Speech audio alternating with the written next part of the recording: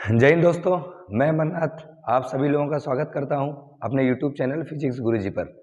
आज हम बात करेंगे एस्ट्रोनॉमिकल टेलीस्कोप और रिफ्लेक्टिंग टेलीस्कोप के बारे में और देखेंगे रे ऑप्टिक्स के सभी टाइप के क्वेश्चन। जितनी वैरायटी के क्वेश्चन है रे ऑप्टिक्स के सारे हम डिस्कस करेंगे। ठीक है, कॉपी पेन निकालें, स्टार्ट करते हैं आज के दिन का पहला topic, that is known as astronomical telescope. ठीक है, अच्छा, एस्ट्रोनॉमिकल टेलीस्कोप जो होता है ना, ये हमारा रिफ्लेक्टिंग टाइप टेलीस्कोप है। एस्ट्रोनॉमिकल टेलीस्कोप ये कैसा टेलीस्कोप है? रिफ्लेक्टिंग टाइप, इसे बोल देते हैं रिफ्लेक्टिंग टाइप टेलीस्कोप। हाँ सॉरी, रिफ्लेक्टिंग है, बोलने में थोड़ा सा आगे हो गया। रिफ्रैक्टिंग टाइप, क्योंकि इसमें रिफ्रैक्शन होगा, है ना। रिफ्रैक्टिंग टाइप टेलीस्कोप, इसमें रिफ्रैक्शन होता है, इसलिए इसका नाम क्या रहेगा? Refracting type. रिफ्लेक्शन होता है तो उसमें क्या होता है? Reflecting type. ठीक है, तो यहाँ रिफ्रैक्शन होगा, यानी कि लेंस यूज करेंगे हम। तो एस्ट्रोनॉमिकल टेलीस्कोप का जो यूज है वो होता है हैवी ऑब्जेक्ट्स जो बहुत दूर हैं उनको देखने का काम आता है। जैसे प्लेनेट हो गए, स्टार हो गया, सन हो गए, ये सारे जितने भी स्टार्स हो, प्लेनेट्स हो, और जो बहुत ज्यादा दूर हो उन्हें हमें देखने में काम, दूर तो रहते ही प्लेनेट और स्टार वगैरह। तो इस लिख लेते हैं यहाँ पे इसका statement, it is used to see the heavy bodies, objects like planet, stars, etc. ठीक है, हैवी बॉडी देखने के काम आएगा और बहुत जो दूर रहते हैं उन्हें। अब हम बात करेंगे इसके इमेज फॉर्मेशन के बारे में और इसमें क्या क्या पूछा जाएगा। तो देखो, सबसे पहला हमारा एस्ट्रोनॉमिकल टेलीस्कोप में हम लोग क्या करेंगे? मैग्निफिकेशन सॉल्व करेंगे। क्या करेंगे? मैग्निफिकेशन सॉल्व करेंगे, जैसा कि हमने माइक्रोस्कोप में देखा था। ठीक है, सबसे पहले यहाँ पर हम इसका डायग्राम बनाएंगे और दो केस मिलेंगे हमें। कितने मिलेंगे? दो केस। पहला केस क्या आता है? When the final image is formed at least distance, और एक केस क्या आता है? When the image is formed at infinity, जिसे नॉर्मल एडजस्टमेंट के नाम से भी जाना जाता है। ठीक है, सबसे पहला हमारा जो केस है इसमें ये आएगा when the final image, when the final image is formed eight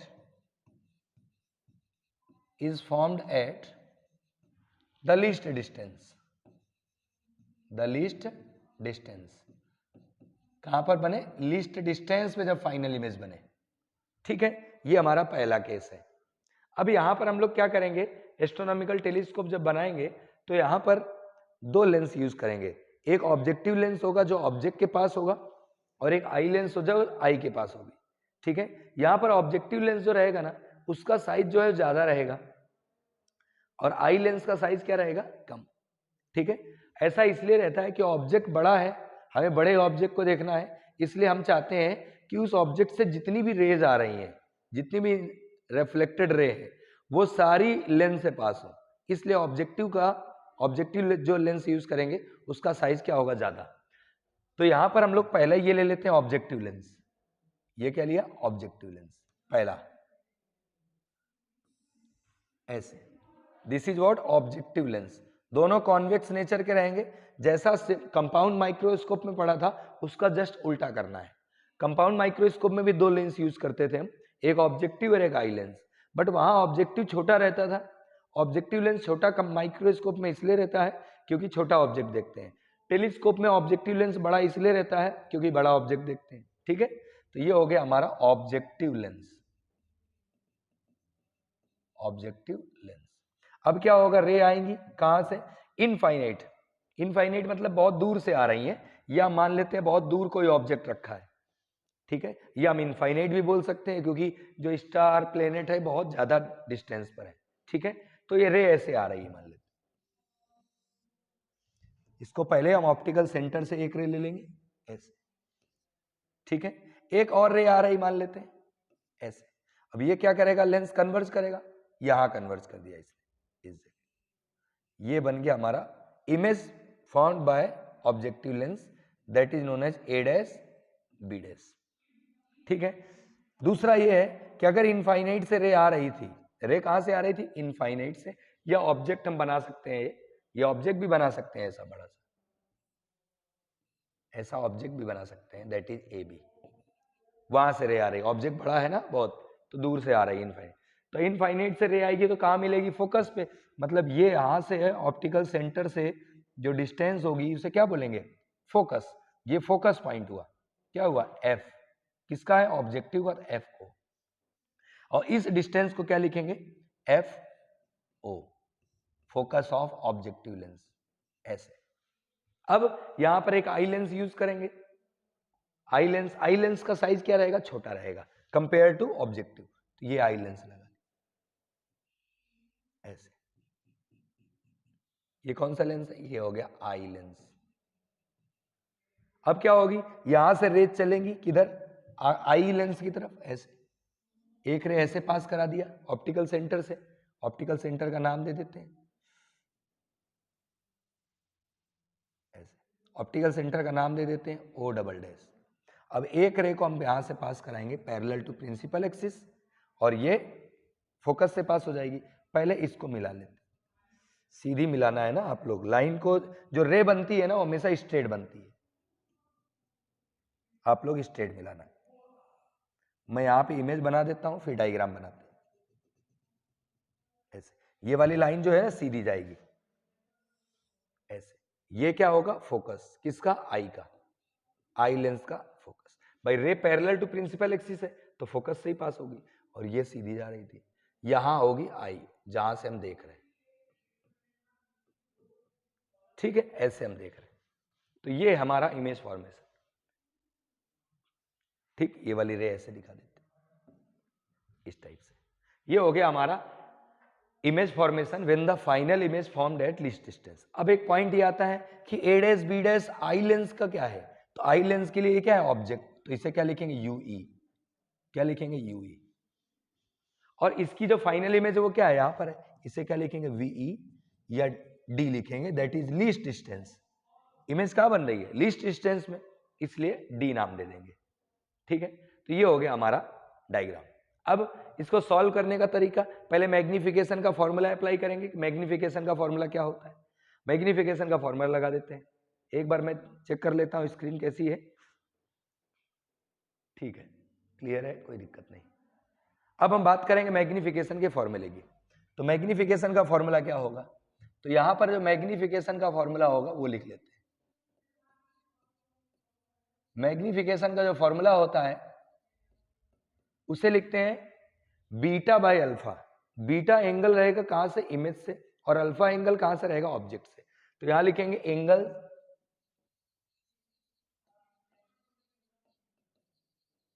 subtended bye image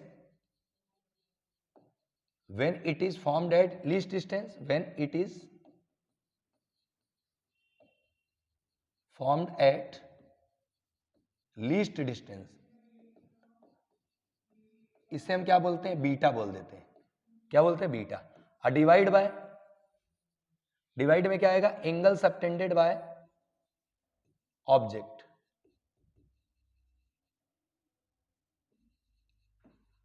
by object when it is placed at infinity, when it is placed at infinity। भाई हमारा जो ऑब्जेक्ट है वो तो इनफाइनाइट पे रखा हुआ है ना, इसे क्या बोलेंगे? अल्फा। तो फाइनली हमारे पास जो फॉर्मूला आया उसे क्या लिखेंगे? Beta by alpha. अब अल्फा और बीटा तो इमेज मतलब एंगल पता चल गए। बीटा एंगल कहां से बनता है? इमेज से। इमेज कहां है? ये है, ये इमेज है ना, इसका नाम दे देते हैं A double dash B double dash. तो ये एंगल जो यहां से बनाएगा दैट इज बीटा, इमेज से। और अल्फा एंगल कहां से बनेगा? ऑब्जेक्ट से। ऑब्जेक्ट तो यहां था अल्फा, तो अगर ये अल्फा है तो ये भी अल्फा ही होगा, अपोजिट एंगल है, ये अल्फा बनना ना ऑब्जेक्ट से। ठीक है, ये इनफाइनाइट पे रखी है इसलिए मैंने इमेज बड़ी बनाई है, ये ना सोचना कि ये यहां मिलेगा, वो इनफाइनाइट की वजह से। तो ये हो गया अल्फा, बीटा और अल्फा मिल गए। बस बीटा और अल्फा स्मॉल एंगल होते हैं, इसलिए बीटा को हम tan बीटा और अल्फा को tan अल्फा लिख सकते हैं। बीटा क्या लिखते हैं? tan बीटा, और अल्फा क्या लिखते हैं, टेन अल्फा। ये हमने पढ़ रखा है पहले। यहां लिख लेते हैं alpha beta are small angle. ठीक है, अब क्या करो, टेन बीटा और टेन अल्फा की वैल्यू निकाल लो। तो टेन बीटा की वैल्यू इस ट्रायंगल से निकाल लो। ये ट्रायंगल दिया है छोटा वाला, टेन बीटा निकालते थे क्या था, A dash B dash upon में O double dash B dash, perpendicular upon base. Perpendicular ये है, बेस ये है, तो परपेंडिकुलर कितना है, A dash B dash, A dash B dash, और बेस क्या है, O double dash B dash. ये हो गया हमारा टेन बीटा की वैल्यू। अब ऐसे टेन अल्फा की वैल्यू निकालो। तो टेन अल्फा क्या होता, ये ट्रायंगल ले लो छोटा वाला, यहां क्या है, perpendicular upon base, perpendicular A dash B dash और बेस क्या है, O dash B dash. Value रख दो। तो ये लिखा perpendicular A dash B dash upon base O dash B dash. ध्यान से देखो तो ए डैश बी डैश से A dash B dash cut हो जाएगा, क्या बचेगा हमारे पास, ये ऊपर आ जाएगा ओ डैश बी डैश और ये नीचे आएगा O double dash B dash. Value रख देते हैं।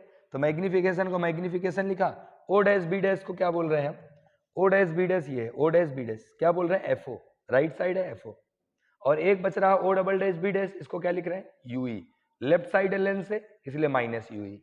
यानी कि हमारे पास जो वैल्यू आई वो आ गई एफ ओ अपॉन, इसे क्या लिखेंगे, यूई माइनस, यही आएगा। ठीक है, हमारे भाई यूई जो है भाई, ये तो ऑब्जेक्ट है ना, ऑब्जेक्ट किसके लिए है, आई लेंस के लिए ऑब्जेक्ट है। अच्छा, ये तो कहीं पर भी बन सकता है ना भाई, इसकी फोकल लेंथ क्या है हमें नहीं पता, तो हम क्या करते हैं, यूई की वैल्यू सॉल्व कर लेते हैं। तो इसमें यूई की वैल्यू सॉल्व करेंगे, यहां पर लिखेंगे फॉर, या लिखते हैं लेंस फॉर्मूला, लेंस फॉर्मूला, हम आई लेंस के लिए लेंस फॉर्मूला लगाएंगे, फॉर आई लेंस क्या होता है formula, 1/f equal to 1/v minus 1/u, ये लेंस फॉर्मूला होता है। अब आई लेंस की बात कर रहे हैं तो फोकल लेंथ आई लेंस का ले लेंगे एफ ई, और आई लेंस के लिए v कितना है, माइनस का d। आई लेंस के लिए v यानी कि इमेज कहाँ बन रही है, तो इसकी इमेज बन रही है यहाँ, तो इसे v को क्या लिख सकते हैं, d, लेफ्ट साइड है इसलिए माइनस में d। अब u क्या है ऑब्जेक्ट इसके आई लेंस का, आई लेंस के लिए u क्या है, ui, तो u की जगह क्या लिखेंगे, माइनस का ui। देखो v की जगह लिख दिया माइनस d और u की जगह लिख दिया माइनस ui, तो यहां से वैल्यू आ गई 1/f इक्वल टू माइनस का 1/d और ये हो गया प्लस का 1/ui। ठीक है, 1/ui की वैल्यू निकालो और सॉल्व कर लो। तो 1/ui की वैल्यू क्या आती, तो 1/ui इक्वल टू, एक काम कर लो ना, 1/ui क्या पूरा यही निकाल लो, कैलकुलेट कर लो, FO/ui कर लो, कोई दिक्कत थोड़ी ना है, FO/ui वैल्यू निकाल लो ना। तो एक काम करते हैं, पूरे में FO का मल्टीप्लाई कर देते हैं, LHS में भी RHS में भी। तो ये हो गया FO/FE, ये आ गया माइनस का FO/D और ये आ गया प्लस का FO/UE। ऐसे हमने FO से इधर भी मल्टीप्लाई किया, इधर भी कर दिया, क्योंकि FO आ रहा था। ठीक है, अब यहाँ पे क्या आ गया, वैल्यू निकाल लेते हैं यहाँ से। तो यहाँ से मैं लिख सकता हूँ, इस टर्म्स को इधर ले आते हैं, तो ये आ गया माइनस का FO/UE इक्वल टू, इसको उधर भेज दो, इसको उधर भेज दो। तो अगर उधर भेजेंगे तो क्या आ जाएगा, माइनस कॉमन कर ले, ये बचता हमारे पास FO/FE, पहले FO/FE माइनस का आएगा और ये माइनस का था ही तो ये प्लस हो गया, क्या हो गया FO/D। ऐसा भाई माइनस कॉमन कर लिया ना इन दोनों से, ये उधर जाएगा तो माइनस में आएगा, दोनों का माइनस कॉमन कर लिया, माइनस से माइनस कट कर दो। माइनस से माइनस क्यों कट करेंगे, ये तो वैल्यू है, इसी को मैग्निफिकेशन बोल रहे हैं। क्या बोल रहे हैं, मैग्निफिकेशन। भाई माइनस FO/UE को तो मैग्निफिकेशन बोल रहे हैं, तो मैग्निफिकेशन m की वैल्यू क्या हो गई, माइनस FO/FE, ये बचा 1 plus,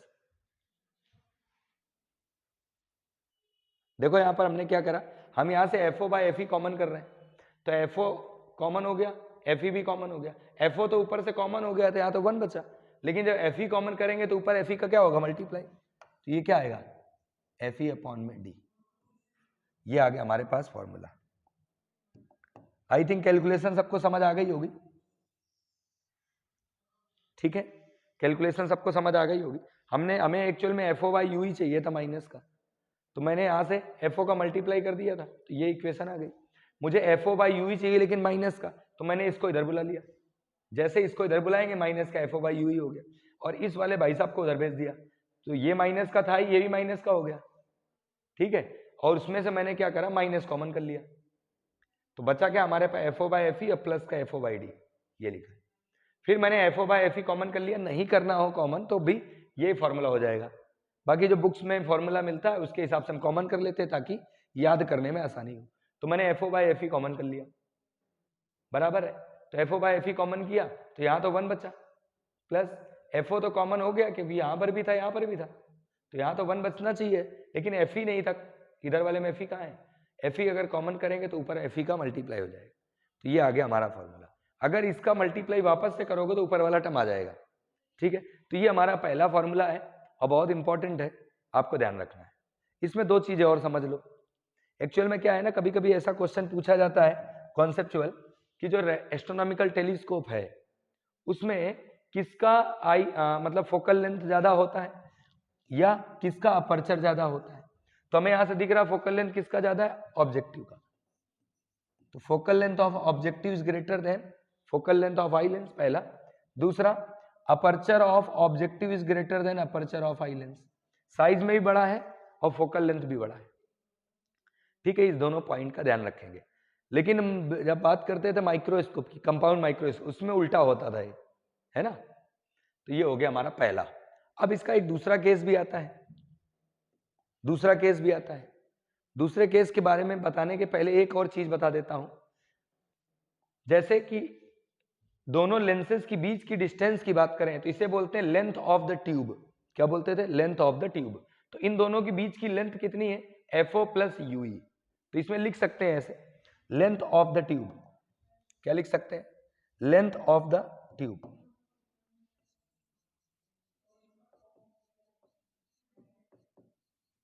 length of the tube L equal to क्या लिखेंगे, FO प्लस UE। अब ये ना UE को माइनस नहीं ले लेना, UE लेंथ है ना, तो इसका मैग्नीट्यूड लेंगे, UE जो भी आ रहा होगा उसका मैग्नीट्यूड। तो एक फॉर्मूला ये रह गया था, ये हो गया हमारा, ठीक है। अब आते हैं दूसरे केस में। सेकेंड केस हमारा ये आता है, when the image is formed at infinity. When the image is formed at infinity. अच्छा, ये दोनों केस में से 1 बाय 1 पूछे जाएंगे, कभी भी एक साथ दोनों केस नहीं आते एग्जाम में, ठीक है। तो दोनों अलग अलग पूछे जाते हैं, इस बात का आप ध्यान रखोगे। दोनों क्या होते हैं, अलग अलग 1 बाय 1 पूछे जाते हैं। अब जब इमेज इंफिनिटी पे बनेगी उस समय अगर देखें तो पहले इमेज फॉर्मेशन देखते हैं, फिर फॉर्मूला वगैरह देखते रहेंगे। देखो डायग्राम तो वही है जैसा पहले बना था। लेंस हमने ले लिया, ये ले लिया ऑब्जेक्टिव लेंस, बड़ा रहेगा, बड़ा बना दिया। देखो इमेज इनफाइनाइट पे बने हैं, उसकी कंडीशन एक ही है। क्या कंडीशन है, अगर ऑब्जेक्ट को कहां रख दिया जाए, फोकस में, ठीक है। तो इसी का एक और नाम रहता है जिसे बोलते हैं नॉर्मल एडजस्टमेंट। इसी का एक नाम रहता है जिसे बोलते हैं इन नॉर्मल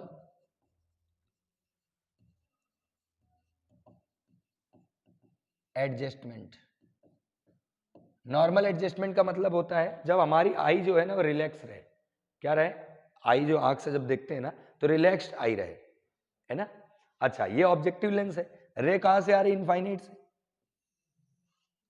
ऐसे एक रे और आ गई, ये बन गई, ये क्या बनी, image A dash B dash. भाई ऑब्जेक्ट तो वही रहेगा ना, ऑब्जेक्ट थोड़ी ना पास में ले आएंगे। तो ये हो गया हमारा ऑब्जेक्टिव लेंस, इसे लिख दिया ऑब्जेक्टिव लेंस। पॉइंट ये आता है कि जो ये लेंथ है, ये वाली, ये क्या है, फोकल लेंथ FO, ठीक है। दूसरा लेंस यहां बना देते हैं आई लेंस।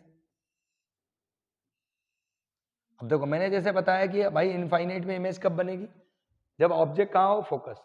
ऑब्जेक्ट कहां पर हो, फोकस में। तो एक चीज देखो, इसका जो फोकस है ना वो ये होना चाहिए, मतलब ये पॉइंट जो है ना आई लेंस का फोकस होना चाहिए, एफ ही होना चाहिए। इसका फोकस तो होगा ही होगा, इसका भी फोकस, इस लेंस आई लेंस का फोकस ये है। मतलब ऑब्जेक्ट, ये ऑब्जेक्ट आई लेंस के लिए ऑब्जेक्ट कौन सा है, तो आई लेंस के लिए object A dash B dash है। तो ए डैश बी डैश को कहाँ रखें, फोकस में रखें, तभी तो इमेज इनफाइनाइट बनेगी। तो फोकस में रख दिया।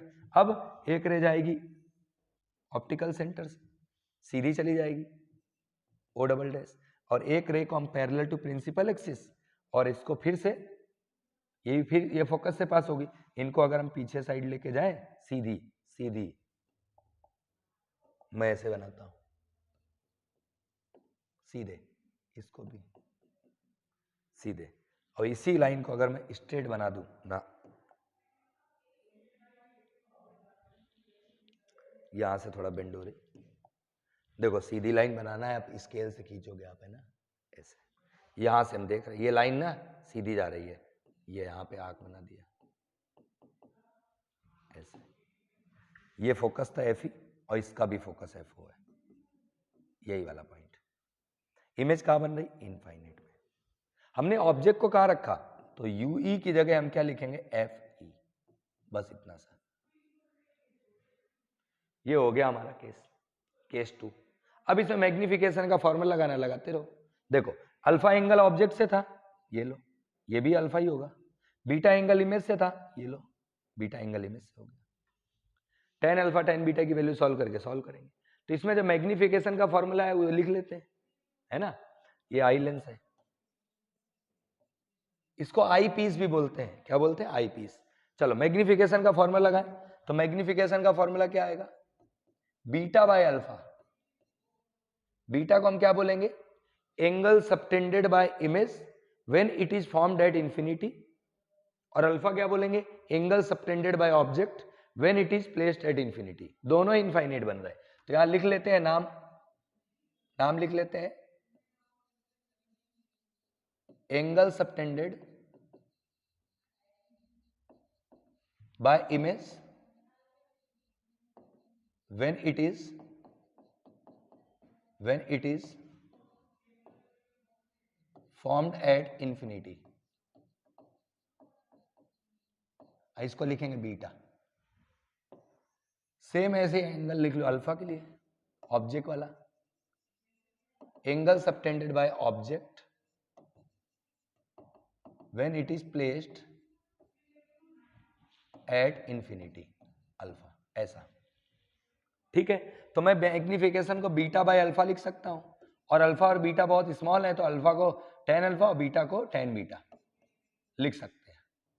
अब टेन बीटा टेन अल्फा की वैल्यू सॉल्व करो, तो टेन बीटा को क्या लिखता, टेन बीटा को लिखता perpendicular upon base A dash B dash upon this one, तो इसको ऐसे लिख लिया, A dash B dash upon O double dash B dash, और टेन अल्फा को क्या लिखेंगे, perpendicular A dash B dash upon base, इसका नाम ओ डैश दे देते। तो ये आ गया टेन अल्फा, क्या आया, A dash B dash upon O dash B dash, ऐसा।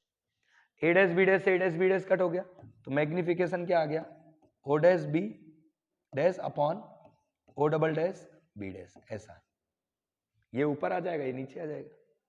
अब ओ डैश बी डैश को क्या बोलेंगे, ओ डैश बी डैश को, ओ डैश बी डैश को क्या बोलेंगे, एफ ओ, राइट साइड है प्लस का एफ ओ, और O double dash B dash को क्या बोलेंगे, लेफ्ट साइड है माइनस का एफ ई, भाई लेफ्ट में है ना माइनस आएगा, तो इसको लिख दिया एफ ओ अपॉन माइनस का एफ ई।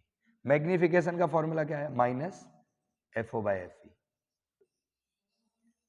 माइनस क्यों आता है, because real image, real and inverted image will form.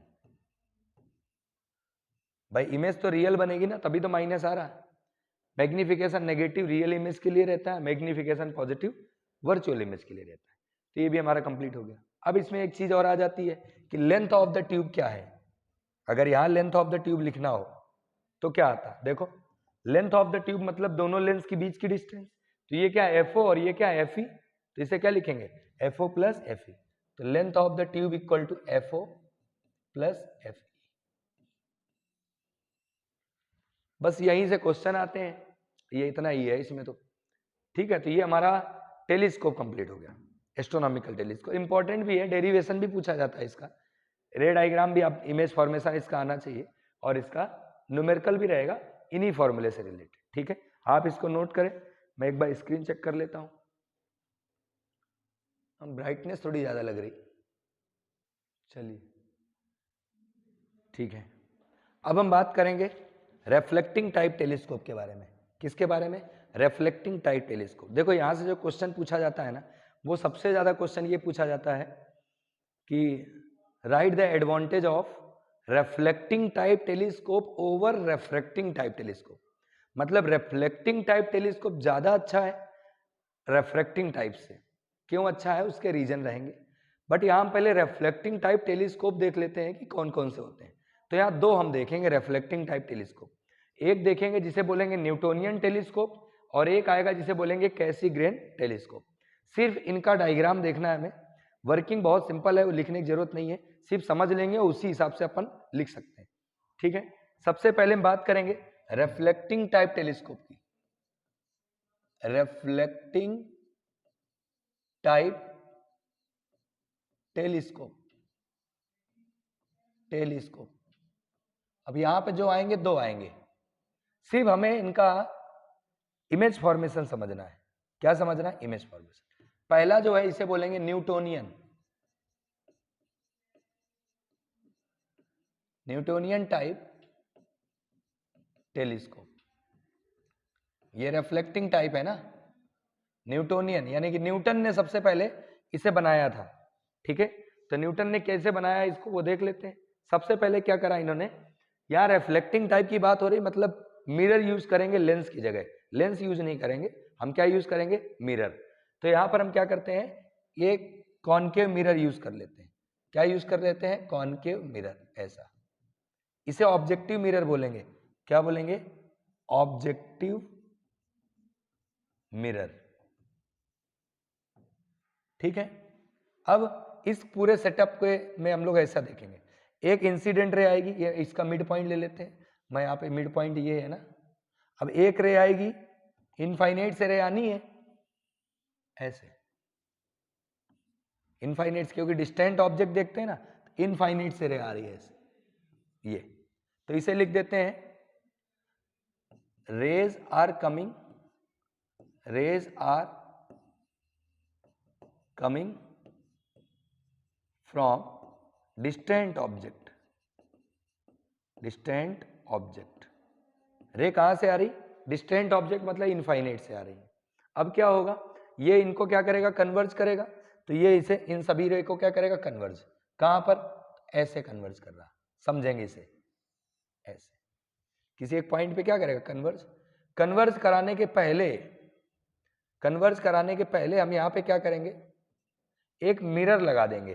क्या करेंगे? एक मिरर लगाएंगे 45 डिग्री पे, मिरर लगाएंगे 45 डिग्री पे। तो हम क्या करते हैं, यहां पे एक मिरर लगा देते हैं ऐसे, ये मिरर लगा दिया 45 डिग्री पे, हमने क्या करा? मिरर लगा दिया। अगर मिरर लगा दिया तो ये वाली जो रे आ रही है यहां से रिफ्लेक्ट कर जाएगी। कहां से रिफ्लेक्ट कर जाएगी? यहां से, ऐसे आ गई यहां तक, तो ये क्या करेगी? रिफ्लेक्ट कर जाएगी। और ये वाली रे भी रिफ्लेक्ट कर जाएगी, तो ये वाली रिफ्लेक्ट करके ऐसे आ गई, और ये वाली रिफ्लेक्ट करके ऐसे चली गई। मान सकते हैं, डायग्राम थोड़ा हो सकता है आगे पीछे बन जाए, डायग्राम आप देख लेना है। तो यहां से ऐसे आ रही थी, जैसे मिरर पड़ेगी रिफ्लेक्ट करके ऐसे चली गई ये वाली, और ये वाली यहां से आई, पड़ेगी रिफ्लेक्ट करके ऐसे चली गई। और जैसे यहां आई, यहां हमने क्या करा? आई लेंस लगा दिया। क्या लगा दिया? Eye lens. और आई लेंस लगाया तो यहां बनेगी फाइनल इमेज। ये है हमारा आई लेंस, या आईपीसी बोल सकते हो, और यहां बनेगी फाइनल इमेज, ठीक है। ये मिरर है हमारा विथ 45 डिग्री। तो ये हमारा जो बनेगा ना, ये इमेज जो बन रहा था ना इसका, ये डैश डैश के फॉर्म पे बनेगा। तो ये डैश डैश बना लेना आप, है ना। ये जो बनेगी ना, ये डैश डैश के फॉर्म पे बनेगी, ठीक है। ये फोकस रहेगा कॉनकेव मिरर का। तो ये हमारा सेटअप बनता है। 45 डिग्री पे लगाने से क्या होता है, ये रिफ्लेक्ट कर देता है, और फाइनल इमेज जो है वो बड़ी बन जाती है, वर्चुअल, इरेक्ट और मैग्नीफाइड इमेज बनेगी। तो ये हमारा न्यूटोनियन टेलीस्कोप सिर्फ डायग्राम है, ठीक है। ऐसा ही हम एक सेकंड देखेंगे जिसे बोलेंगे कैसीग्रेनियन टेलीस्कोप या कैसीग्रेन टेलीस्कोप। डायग्राम आप बना लीजिए, ठीक है। बुक में से देख लेना और अच्छा डायग्राम मिलेगा। इसमें ज्यादा से ज्यादा आपसे वर्किंग लिखने का बोलेगा, तो वर्किंग कैसे लिखेंगे? Incident ray are coming from infinity and they are incident on objective mirror which is concave, ठीक है। अब ये क्या करेगा? कन्वर्ज करेगा, कन्वर्ज एट फोकस। तो before converging at focus we use a plane mirror which is placed at 45 degree from the axis. 45 degree ऐसे है तो 45 पे रख दिया, या ऐसे है तो 45 पे रख दिया। अब क्या होगा? After reflecting from mirror they are converging at eye lens and we form a virtual, erect and enlarge image. ये हमारा वर्किंग रहेगा। तो आई थिंक वर्किंग आप लोग लिख सकते हो, ठीक है। अब हम बात करेंगे सेकंड, न्यूटोनियन के बाद बात करेंगे कैसीग्रेन की। सेकंड जो रिफ्लेक्टिंग टाइप टेलीस्कोप है इसका नाम होता है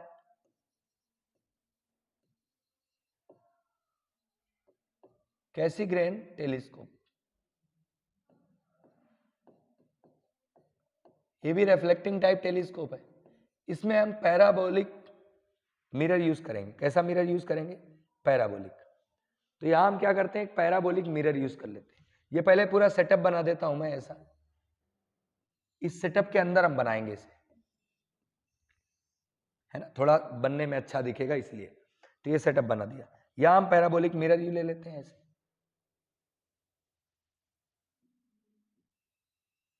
ऐसा। इसमें रहेगा क्या? यहां पर जो इस जगह है ना, इस जगह एक होल रहेगा मिड पॉइंट पे, ऐसा। ये पैराबोलिक मिरर है, बीच में मिड पॉइंट पे एक हम इसमें क्या करेंगे? होल रखेंगे, ठीक है, ऐसा। अब रे कहां से आएंगी? इनफाइनाइट से। तो rays are coming from distant object, ऐसे ऐसे आएगी। अब ये क्या करेगी? कन्वर्ज होगी। तो ये कन्वर्ज कैसे होंगी? डायग्राम थोड़ा सा ध्यान से बनाना है, ऐसे। ये भी कन्वर्ज होगी कैसे? ऐसे। कन्वर्ज होने के पहले हम यहां एक मिरर और लगाएंगे। ये रे कन्वर्ज होती ही उसके पहले हमने एक मिरर और लगाया। कौन सा मिरर लगाया? कॉन्वेक्स मिरर, यहां पर ऐसे।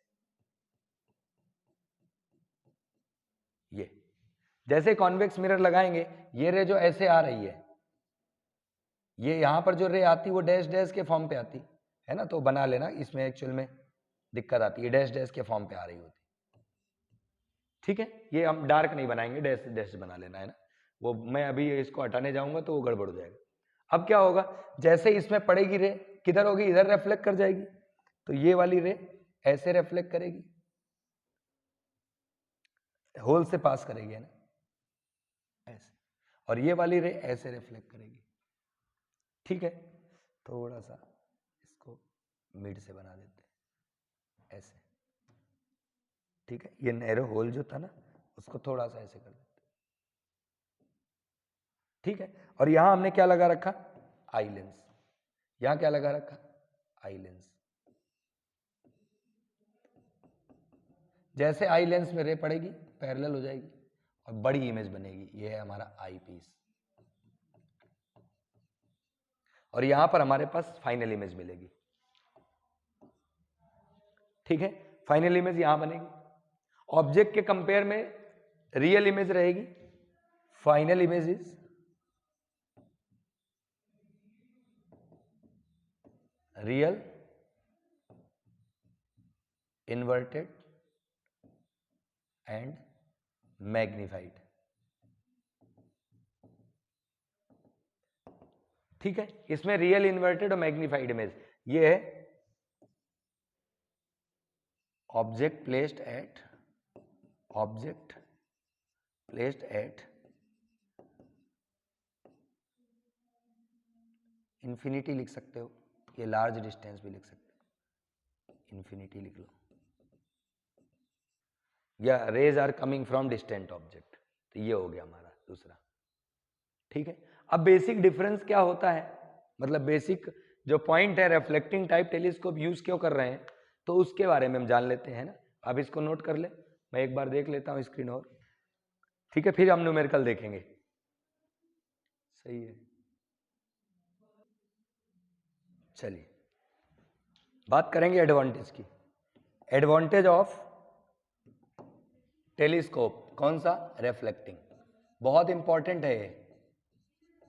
Advantage of reflecting type telescope, कैसा? Reflecting type telescope over refracting type telescope.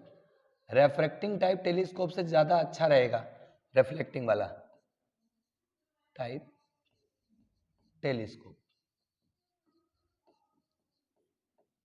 ठीक है, ऐसा। अच्छा एक चीज यहाँ हमने नाम नहीं लिखा शायद, ये हमारा पैराबोलिक मिरर है। पैराबोलाइडल बोलते हैं, पैराबोलाइडल मिरर, ये वाला, ठीक है, ऐसा था, नाम रह गया था। चलिए अब यहां देखें तो क्या क्या इसमें रहेगा। देखो बेसिक चीज हमें पहले ऐसा पता है कि जो हम यहाँ पे मिरर यूज करेंगे, इसमें रिफ्लेक्टिंग टाइप में हम मिरर यूज करते हैं, और रिफ्रैक्टिंग में क्या लेंस यूज करते हैं। रिफ्लेक्शन किसमें होता है? मिरर में। तो यहाँ मिरर की बात करेंगे, तो अगर मिरर लगा होगा ना तो रेज जो होंगी वो एब्जॉर्ब नहीं होंगी, क्या होंगी? रिफ्लेक्ट होंगी। अगर रिफ्लेक्शन होता है तो जो इमेज बनता है उसकी ब्राइटनेस ज्यादा रहती है। तो यहां लिख सकते हैं due to the use of mirror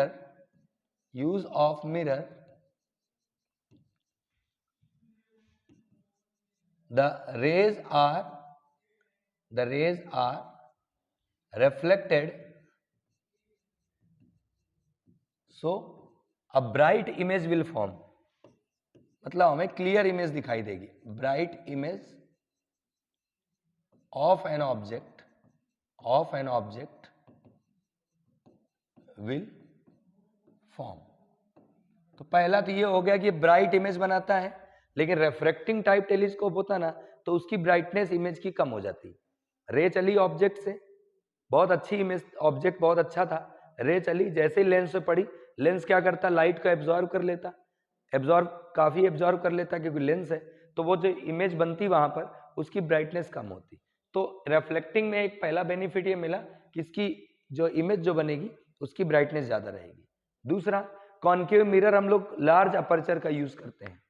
कैसा? लार्ज, ज्यादा बड़ा यूज करते हैं, तो उसका गैदरिंग पावर भी ज्यादा होगा। अगर मैं इतना बड़ा मिरर यूज करूं और एक बार इतना बड़ा मिरर यूज करूं तो दोनों में अंतर है भाई। इसमें रे सिर्फ इतने की आएंगी, इसमें रे ज्यादा कवर करेगा, तो जितनी ज्यादा रे आएंगी उतना उसका रिजॉल्विंग पावर ज्यादा हो जाएगा।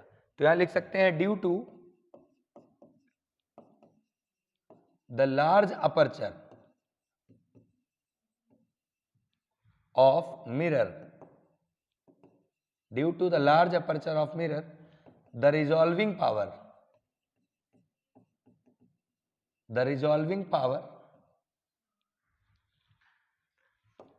is high। रिजॉल्विंग पावर क्या हो जाता है? हाई हो जाता है। किसका? रिफ्लेक्टिंग टाइप टेलीस्कोप का। ये दूसरा हो गया। तीसरा, हम बात करें क्रोमेटिक एब्रेशन की। क्रोमेटिक एब्रेशन का मतलब होता है लाइट आ रही हो, मतलब ऑब्जेक्ट से रे आ रही हो और कलरफुल इमेज अगर बन जाए, कलरफुल, जैसे लेंस में होता है। लेंस में अगर व्हाइट लाइट आती है तो लेंस में जैसे पड़ती है वो अलग अलग कलर में डिवाइड हो जाती है। भाई लेंस में अगर रे जाएगी तो 7 कलर में व्हाइट लाइट डिवाइड होगी। व्हाइट लाइट कितने पार्ट में डिवाइड होगा? 7 कलर में। लेकिन हम मिरर यूज कर रहे हैं तो मिरर में क्रोमेटिक एब्रेशन नहीं रहता है, तो ये लिख लेते हैं it is free from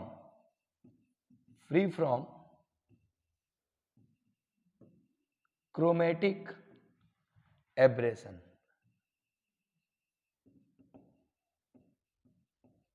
due to the use of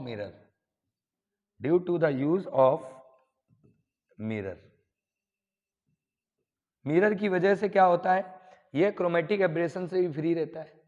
अब एक स्फेरिकल एब्रेशन भी पड़ा होगा। स्फेरिकल एब्रेशन में मैंने क्या बताया था कि सारी इंसिडेंट रे जो आ रही हैं वो किसी एक फोकस पे ना मिले, उसे स्फेरिकल एब्रेशन बोलते थे।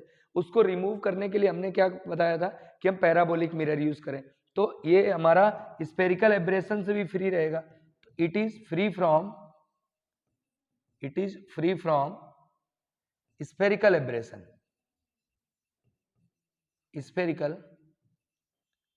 aberration, due to the use of parabolic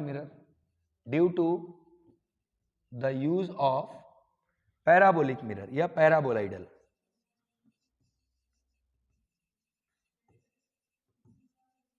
parabolic mirror की वजह से ये हमारा क्या रहता है, स्फेरिकल एब्रेशन से भी फ्री रहता है।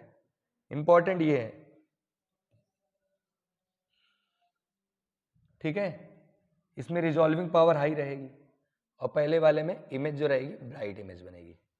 ये 4 हो गए। अगर और देखा जाए तो ये भी बोल सकते हैं कि इसकी कॉस्ट जो रहेगी रिफ्लेक्टिंग टाइप टेलीस्कोप की कम रहेगी, क्योंकि मिरर में एक रिफ्लेक्टिंग सरफेस यूज होती है, जबकि लेंस में 2 रिफ्रैक्टिंग सरफेस आती है। मिरर में एक ही सरफेस है रिफ्लेक्टिंग है, लेकिन लेंस में 2 रिफ्रैक्टिंग सरफेस है। तो इस वजह से इसकी कॉस्ट कम रहती है रिफ्लेक्टिंग टाइप टेलीस्कोप की, और उसकी कॉस्ट ज्यादा रहती है।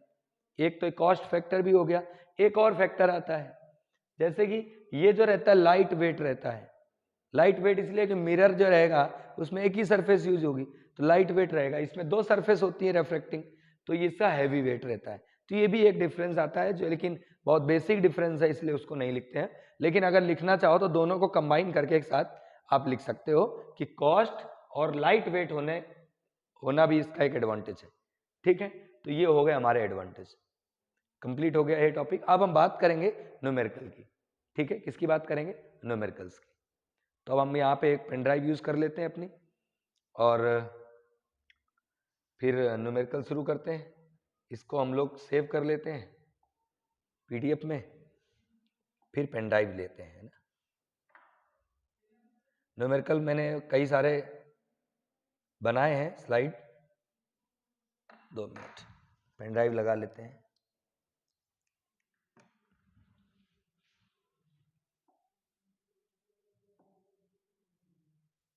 यहाँ सेव कर लेते हैं इसको, ठीक है। ये सेव हो गया। अब हम बात करेंगे न्यूमेरिकल्स की।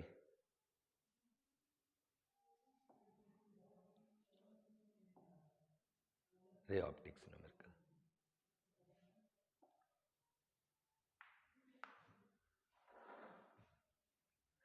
अब जो भी न्यूमेरिकल जैसे भी बनते हैं इसके, वो सारे पैटर्न में लेके आया हूँ, सभी टाइप के, मिरर के, लेंस के, सभी टाइप के क्वेश्चन लाए हैं, ठीक है।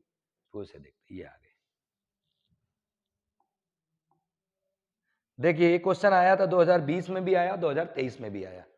मतलब क्वेश्चन ना, पता है 10-10 साल के गैप में भी क्वेश्चन आते हैं।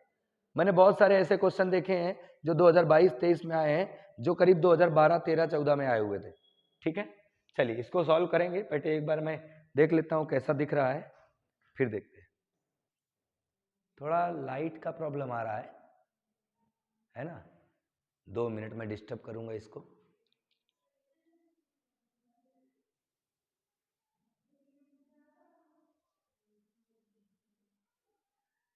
अभी भी आ रहा है, 2 मिनट रुकते हैं, इसको कट करना पड़ेगा लग रहा। सही हो गया, ये तो प्रॉब्लम दूर होगी। चलिए क्वेश्चन देखते हैं हम लोग। यहाँ पर क्या लिखा हुआ है क्वेश्चन, मिरर का क्वेश्चन है ना। देखिए क्वेश्चन लिखा है, an object is placed in front of a concave mirror. पहला पॉइंट ये है कि कॉनकेव मिरर है, ऑफ फोकल लेंथ 12 सेंटीमीटर। तो हमें एक चीज पता है कि कॉनकेव मिरर की जो फोकल लेंथ रहती है वो नेगेटिव रहती है। क्या रहती है? नेगेटिव। क्यों रहती है? क्योंकि मिरर हमारा ऐसा बनता है कॉनकेव मिरर। अब इसका फोकस होगा इधर ही लेफ्ट साइड होगा, ठीक है। तो फोकल लेंथ नेगेटिव। बोला there are 2 possible position of the object for which the image formed is 3 times the size of the object. मतलब जो इमेज बन रही है वो 3 गुना बन रही है। तो एक बार +3 हो सकता है मैग्निफिकेशन, और एक बार -3 भी हो सकता है मैग्निफिकेशन। भाई इमेज 3 गुना बन रही ना, मतलब मैग्निफिकेशन क्या 3 हो सकता है, प्लस का भी और माइनस का भी, ठीक है। Find the distance between the 2 possible 2 position of the object. हमें u की वैल्यू बतानी दोनों केस में, ठीक है। तो मैंने आप लोगों को फॉर्मूला बताया था मैग्निफिकेशन का फोकल लेंथ के साथ, अगर आप लोगों को याद हो तो ये लिख लेते हैं। पहला केस फॉर रियल इमेज, अगर हम किसकी बात करें, रियल इमेज की बात करें, रियल इमेज का मतलब होता है मैग्निफिकेशन क्या रहेगा, -3। रियल के लिए मैग्निफिकेशन क्या आता है, -3। वर्चुअल के लिए क्या आएगा, +3। ठीक है, तो हमने रियल के बारे में बात कर लेते हैं। मैग्निफिकेशन का एक फॉर्मूला पढ़ा था हमने, F/F-U, यही फॉर्मूला था। एक बार चेक कर लो फॉर्मूला, मुझे थोड़ा सा कंफ्यूजन लग रहा है, देख लेते हैं। फॉर्मूला ऐसा था 1/F = 1/V + 1/U। हमें U के टर्म्स में लाना है तो V से मल्टीप्लाई कर दो, क्या आ गया, V/F।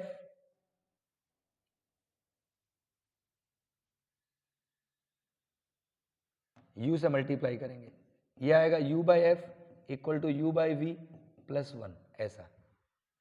ठीक है, U/V को हम ऐसे ले आते हैं, इधर ले आते हैं, तो ये आ गया U/V = 1 - U/F, तो ये आ जाएगा F - U/F। सही है, मतलब F/F-U, करेक्ट फॉर्मूला है। वैल्यूज रखो, सॉल्व करो। मैग्निफिकेशन कितना लिया, -3, -3 रखा। F की वैल्यू कितनी है, -12, कितनी है, -12 - U। क्रॉस मल्टीप्लाई करें, कितना आ गया, 36, माइनस माइनस प्लस हो गया, 3U इक्वल टू कितना आएगा, -12। ऐसा वैल्यू रख दी बस मैंने, और कुछ भी नहीं करा। अब यहां से U की वैल्यू सॉल्व करो, 36 को उधर भेजो, तो 3U इक्वल टू कितना है, -12 - 36, तो 3U इक्वल टू कितना आया, -48। तो U की वैल्यू लानी थी, तो U की वैल्यू ले आते हैं, यहां से डिवाइड कर लेते हैं, तो U की वैल्यू आ जाएगी। तो U इक्वल टू क्या आ गया, U इक्वल टू आया -48 अपॉन में 3, तो U इक्वल टू आया माइनस का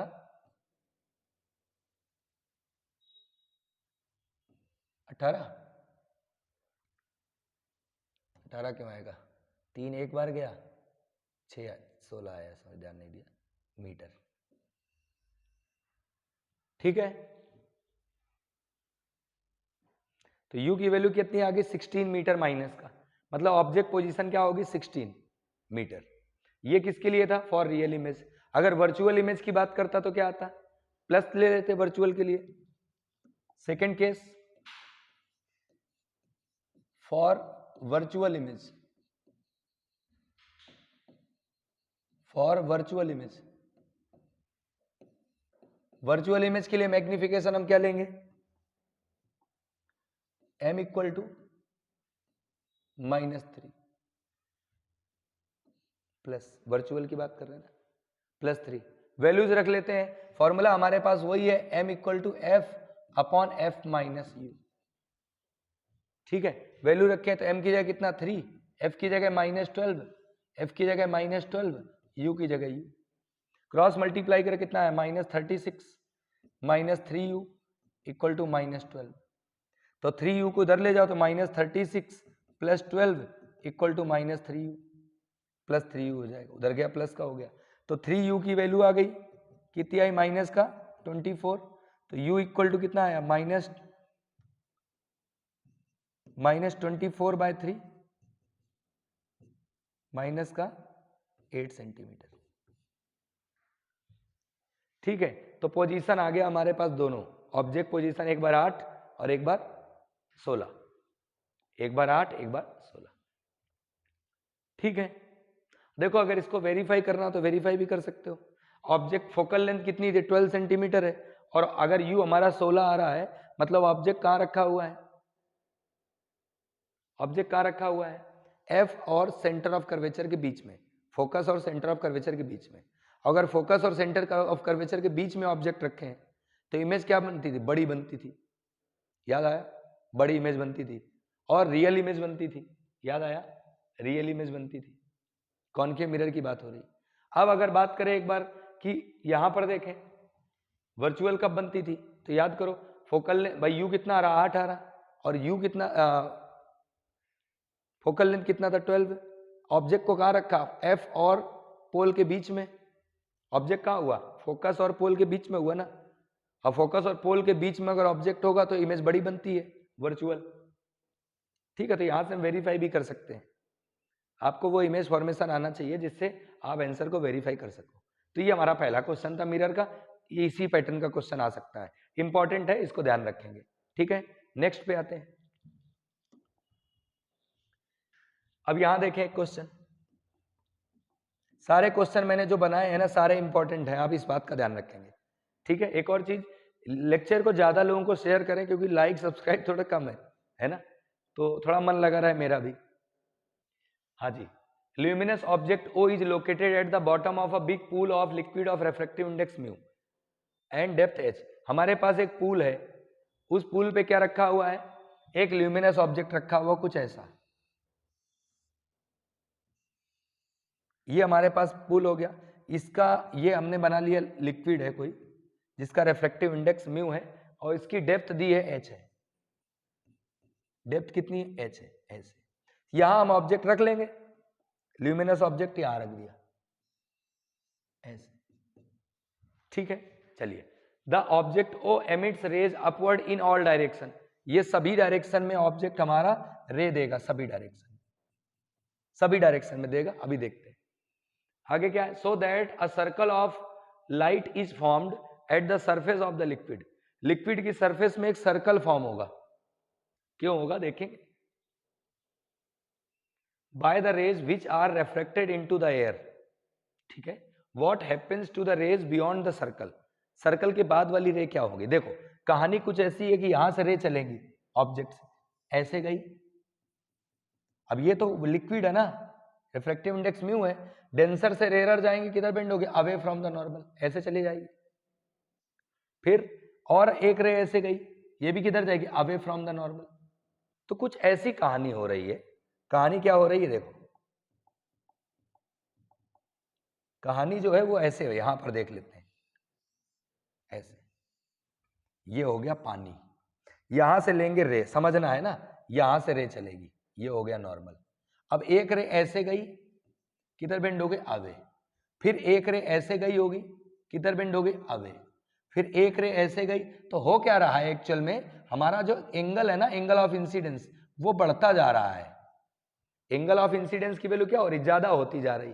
अब एक समय आएगा कि आईसी के बराबर हो जाएगा, तो रे ऐसे चली जाएगी। मतलब यहां से जब रे जाएगी ना, तो वो ऐसे चली गई, तो हमें सिर्फ इतना इधर और ऐसे इधर भी होगा एक, तो ये पूरा क्या बनेगा, एक सर्कल,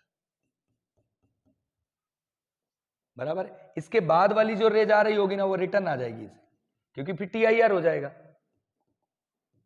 बाद वाली जो रे ऐसे अब इसके आगे जा रही होगी, उसमें तो angle of incidence critical angle से ज्यादा हो जाएगा ना, तो उसमें क्या होगा, TIR, वो अंदर ही रह जाएगी। मतलब ये सिर्फ सर्कल वाला पॉइंट दिखेगा और कुछ नहीं दिखेगा। ठीक है, तो ये हमारा जो रीजन था वो रीजन समझ लेते हैं। तो बोला था ना, beyond the circle what happen to rays beyond the circle. तो यहां लिख लेते हैं बियॉन्ड द सर्कल वाले के साथ क्या होगा, TIR। तो लिख लेते हैं when the rays are passing after the circle then there will be TIR। क्यों हो रहा है, because I is greater than IC। Angle of incidence क्या होगा, क्रिटिकल एंगल से ज्यादा होगा, इसलिए। फिलहाल हम इस डायग्राम पे फोकस करें, तो ये रे ऐसे चली गई और फिर ऐसे चली गई, ये इधर रे ऐसे चली गई और फिर ऐसे चली गई, ऐसे, और ये बन गया हमारा सर्कल, ऐसा। बाकी इसके बाद जो भी रे जाएगी उसका एंगल, भाई ये तो क्रिटिकल एंगल होगा ना ब्रो, ये कौन सा एंगल होगा, क्रिटिकल एंगल। अगर ये IC है तो ये भी IC होगा। इसके आगे जो भी रे जा रही होगी वो क्या, TIR होगा उसमें। ठीक है, चलिए अब यहां पर हमें सॉल्व करना था फिलहाल, determine the radius and the area of the circle. Radius बतानी है इसकी, कैसे सॉल्व करें। तो यहां से हम चले थे, इस ट्रायंगल में बात कर रहे हैं। तो देखो पहली बात, IC की बात कर रहा है, तो mu equal to 1 upon sine IC लिख सकते हैं। क्या लिख सकते हैं, mu equal to 1 upon sine IC। इसका फॉर्मूला भी डायरेक्ट याद रखेंगे, कॉम्पिटिटिव एग्जाम वाले, है ना। तो इसको लिख सकते हैं, we know that mu equal to 1 upon sine IC लिख सकते हैं। साइन IC की वैल्यू सॉल्व कर लो, तो म्यू को म्यू लिखो, साइन IC को क्या लिख सकते हैं हम लोग, परपेंडिकुलर अपॉन हाइपोटेनस लिख सकते हैं ना। परपेंडिकुलर इसका क्या होगा, एंगल के सामने परपेंडिकुलर रेडियस और हाइपोटेनस ये, तो इसको लिख सकते हैं r अपॉन दिस, ये हाइट h है, ये इसको लिख लेते, देखो एंगल ये है ना, परपेंडिकुलर ये हुआ और हाइपोटेनस ये हुआ, तो परपेंडिकुलर लिखा हमने r, क्या लिखा r, और हाइपोटेनस हो जाएगा under root r square plus h square, होगा, ठीक है। यहां साइड में मेंशन कर लो, where sine IC equal to perpendicular upon hypotenuse r square plus h square, ठीक है।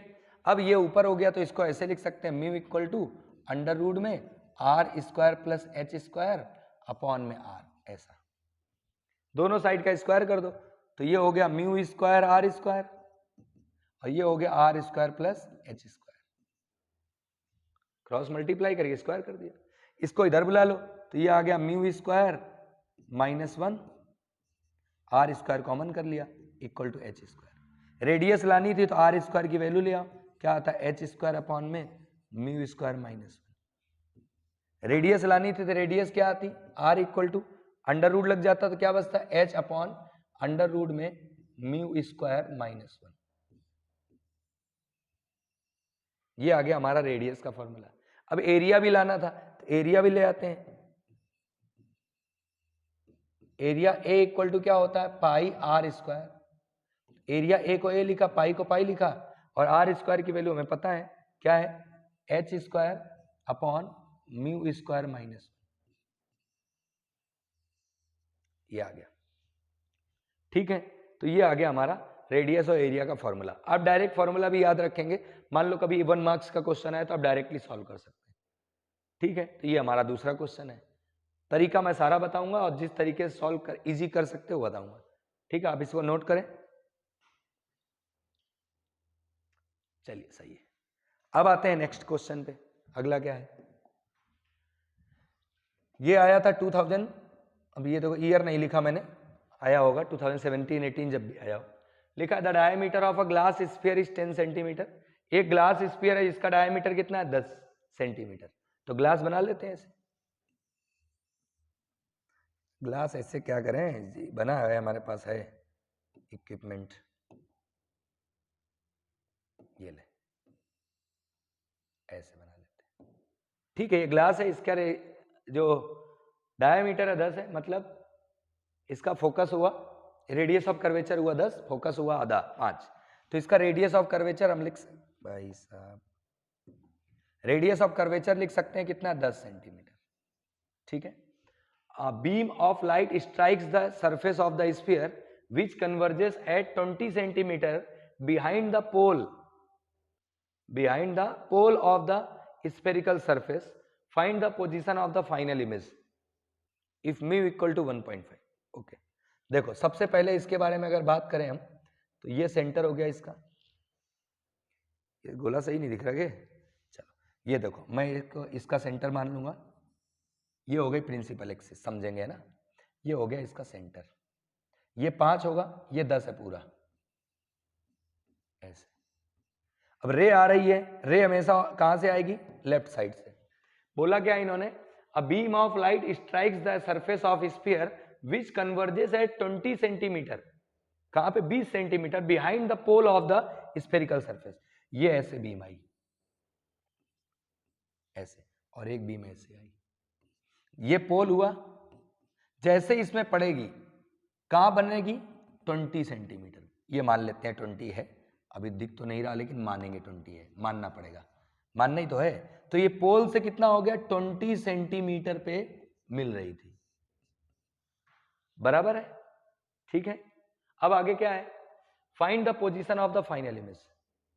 देखो ये 20 पे मिल रही है, लेकिन जब इसमें पड़ेगी सरफेस में तो ये पहले कहीं कन्वर्ज हो जाएगी, मतलब ये क्या है ऑब्जेक्ट पोजीशन, तो u क्या हो गया, u हमारा हो गया राइट साइड है, कितना हो गया प्लस का 20 सेंटीमीटर, पॉइंट नोट करो, ये वर्चुअल ऑब्जेक्ट है, रे ऐसे आ रही है और वो 20 पे मिल रही है, स्फेरिकल रखा है, जैसे पड़ेगी कहां मिल रही 20 पे, लेकिन जब लेंस इसमें पड़ेगी स्फेरिकल सरफेस में तो पहले कहीं कन्वर्ज हो जाएगी, क्या लिखा, a beam of light strikes the surface of sphere which converges at 20 centimetre behind the pole of the surface, find the position of final image. जब इसमें पड़ेगी तो फाइनल इमेज क्या होगी, ये जा कहाँ रही थी 20 पे, पोल से 20 पे जा रही थी, तो ये तो ऑब्जेक्ट हुआ ना, वर्चुअल ऑब्जेक्ट 20। यू पता है, म्यू पता है, म्यू कितना है 1.5 ग्लास का है, वी बताना है। रेफ्रेक्शन फॉर्मूला नहीं लगा दे स्फेरिकल सरफेस का, क्या था, mu two by V minus mu one by U is equal to mu two minus mu one by R. भाई रे हमारी रेरर मीडियम से चल रही है डेंसर मीडियम की तरफ, रे रेरर से डेंसर चल रही ना, फॉर्मूला यही है। म्यू टू की वैल्यू मतलब डेंसर की 1.5, वी हमें पता नहीं है, ये है एयर, रेरर मीडियम ये है ना एयर, यू की वैल्यू कितनी है 20 प्लस का, म्यू टू 1.5, म्यू वन 1 और आर की वैल्यू कितनी है 10। ऐसा कर्व है तो राइट साइड होगा प्लस का 10, ठीक है, सॉल्व कर लो इसको।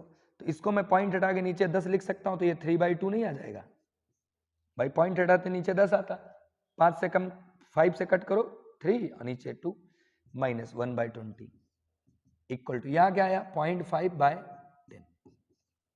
मतलब इसको 0.5/10 को 1/20 लिख सकते। चलो इसको सॉल्व करो, इसको ऐसे ही रखो, इसको उधर भेजो, तो 3/2v क्या लिखा 3/2v इक्वल टू, ये हुआ हमारा 1/20, उधर पॉइंट हटाते नीचे आता 10, ठीक है, 5 से कट करो 2 यानी कि 20 आया ये भाई, 0.5 का मतलब तो 1/2 होता है ना, तो 1/20 है और ये एक और 1/20, तो ये आ गया हमारा 1/20 अब प्लस 1/20, तो ये तो हो गया हमारा 2/20 यानी कि 1/10, तो ये आ गया v इक्वल टू 3/2 और ये 10, 10 का मल्टीप्लाई हो जाएगा ना, तो v की वैल्यू कितनी आ गई, 2 से कट करो 5 थे 15, सही है। कैलकुलेशन चेक कर लेंगे एक बार और कोई दिक्कत नहीं भाई, 10 का 10 ऐसे गया है ना, 2 से कट करो 5, 5 थे 15, 15 सेंटीमीटर। फिर से देख लो कैलकुलेशन इसकी, पहले मेन ये समझो कि करना कैसे था। क्वेश्चन क्या लिखा है, डायमीटर दिया था 10 है, सही है, डायमीटर 10 है बराबर, हाँ एक गड़बड़ करी हमने, नहीं करी, सही है,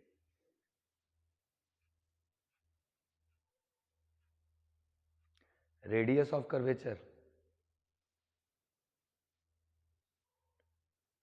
एक चीज देखो यहाँ पे भाई, रे हमारी ये तो डायग्राम एकदम सही है, रे आ रही मिल रही कन्वर्ज हो रही, सही है, सब सही है, लेकिन इसका डायमीटर 10 था तो रेडियस तो 5 होगा ना ब्रो, रेडियस 5 होगा ना, डायमीटर 10 था तो रेडियस क्या होगा 5, ये गड़बड़ करी, रेडियस क्या होगा 5 सेंटीमीटर, यार ये 5 सेंटीमीटर होगा रेडियस, ये आया ऊपर 0.5 अपॉन में 5, ध्यान नहीं गया, पॉइंट हटाया ये हो गया 10, हो गया 10 हुआ ना, ये 10 हुआ, तो इसको ऐसे लिखेंगे 1/20 प्लस 1/10, अरे यार ध्यान नहीं गया, 1/20 प्लस 1/10, तो ये आ गया हमारा 3/2v इक्वल टू, ये आगे इसको 20 लिख लो, 1 + 2 कितना आ गया 3/20, सही है, अब सही है, सॉल्व करो इसको, तो 3 से 3 कट गया, 2v इक्वल टू 20 आया, तो v की वैल्यू कितनी आ गई 10 सेंटीमीटर, ध्यान नहीं गया, नहीं तो पूरा भी दिक्कत आ जाता, गलत गलत हो जाता, +10, देखो यहाँ पर अब सही है, कैलकुलेशन में ध्यान नहीं दिया भाई, रेडियस ऑफ कर्वेचर जो है वो तो डायमीटर इतना रहेगा ना, रेडियस तो आधा 5 रहेगा ना, इसलिए ठीक है, बाकी कोई दिक्कत नहीं। तो अब अगर देखा जाए इमेज, तो इमेज कैसे बनेगी, यहां से जाएगी और कितना आया हमारे पास आंसर 10 आया, 10 आया ना, 10 आया, मतलब ऐसे जाके यहां इमेज बन जाएगी, यहां पर मतलब रे जा ऐसे रही थी 20 पे, लेकिन चली कहां गई, ये इमेज बनी और ये ऑब्जेक्ट होता, ठीक है, तो ये हो गया हमारा कंप्लीट एक। चलिए अगला क्वेश्चन, थोड़ा ध्यान रखेंगे है ना, ऐसे क्वेश्चन करते समय कैलकुलेशन का स्पेशली ध्यान रखेंगे आप, ठीक है, मेरे से तो हो गया गलती, अच्छा मेरी गलती का कोई दिक्कत नहीं है, बाकी गलत जाएगा नहीं, मैं एक बार जरूर चेक कर लेता हूं हमेशा। चलिए अगला क्वेश्चन, क्या लिखा, a point O mark on the surface of a glass sphere of diameter 20 centimetre. Diameter 20 का मतलब हो गया रेडियस कितना हुआ 20, ठीक है। Surface of a glass sphere, glass sphere ले लेते हैं पहले, तो यहाँ एक ग्लास बना लेते हैं अपन, स्फीयर बना लेते हैं, है ना, ऐसा यहां बना लेते हैं, ठीक है। ये ग्लास लिखा, point O mark on the surface of a glass sphere of diameter 20 centimetre is view through glass from the position directly opposite to the point O. हम अपोजिट देख रहे हैं ना, अगर पॉइंट ओ उधर देख ही देंगे इधर से, ठीक है। If the refractive index of the glass is 1.5, ठीक है। Find the position of the image formed, also draw the रे diagram for the formation of the image, ठीक है। इसको आप लोग एक बार ट्राई करो, 2 मिनट, है ना, ट्राई करो पहले इसको एक बार, कैसे होगा। बिल्कुल पहले वाले का ही क्वेश्चन है ये, जैसा पहले वाला बताया ना वैसा ही यहां पर भी है, वही हमारा लगेगा रेफ्रेक्शन फॉर्मूले से ही होगा, ठीक है। इसको आप लोग सॉल्व करने की कोशिश करो। मैं 2 मिनट पानी पी लेता हूं। सही चीजें दिख रही, कोई दिक्कत नहीं, लाइट थोड़ा सा है।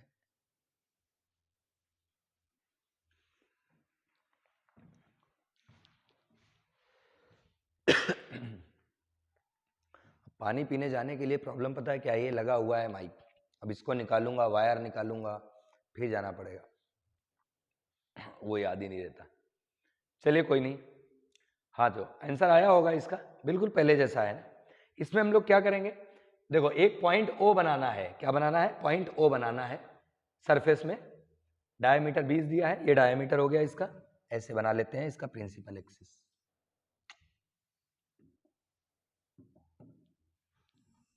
ऐसे प्रिंसिपल एक्सिस थोड़ा ऊपर बना लेते हैं ऐसे। ये हो गया इसका मिड पॉइंट, ये हो गया 20 सेंटीमीटर।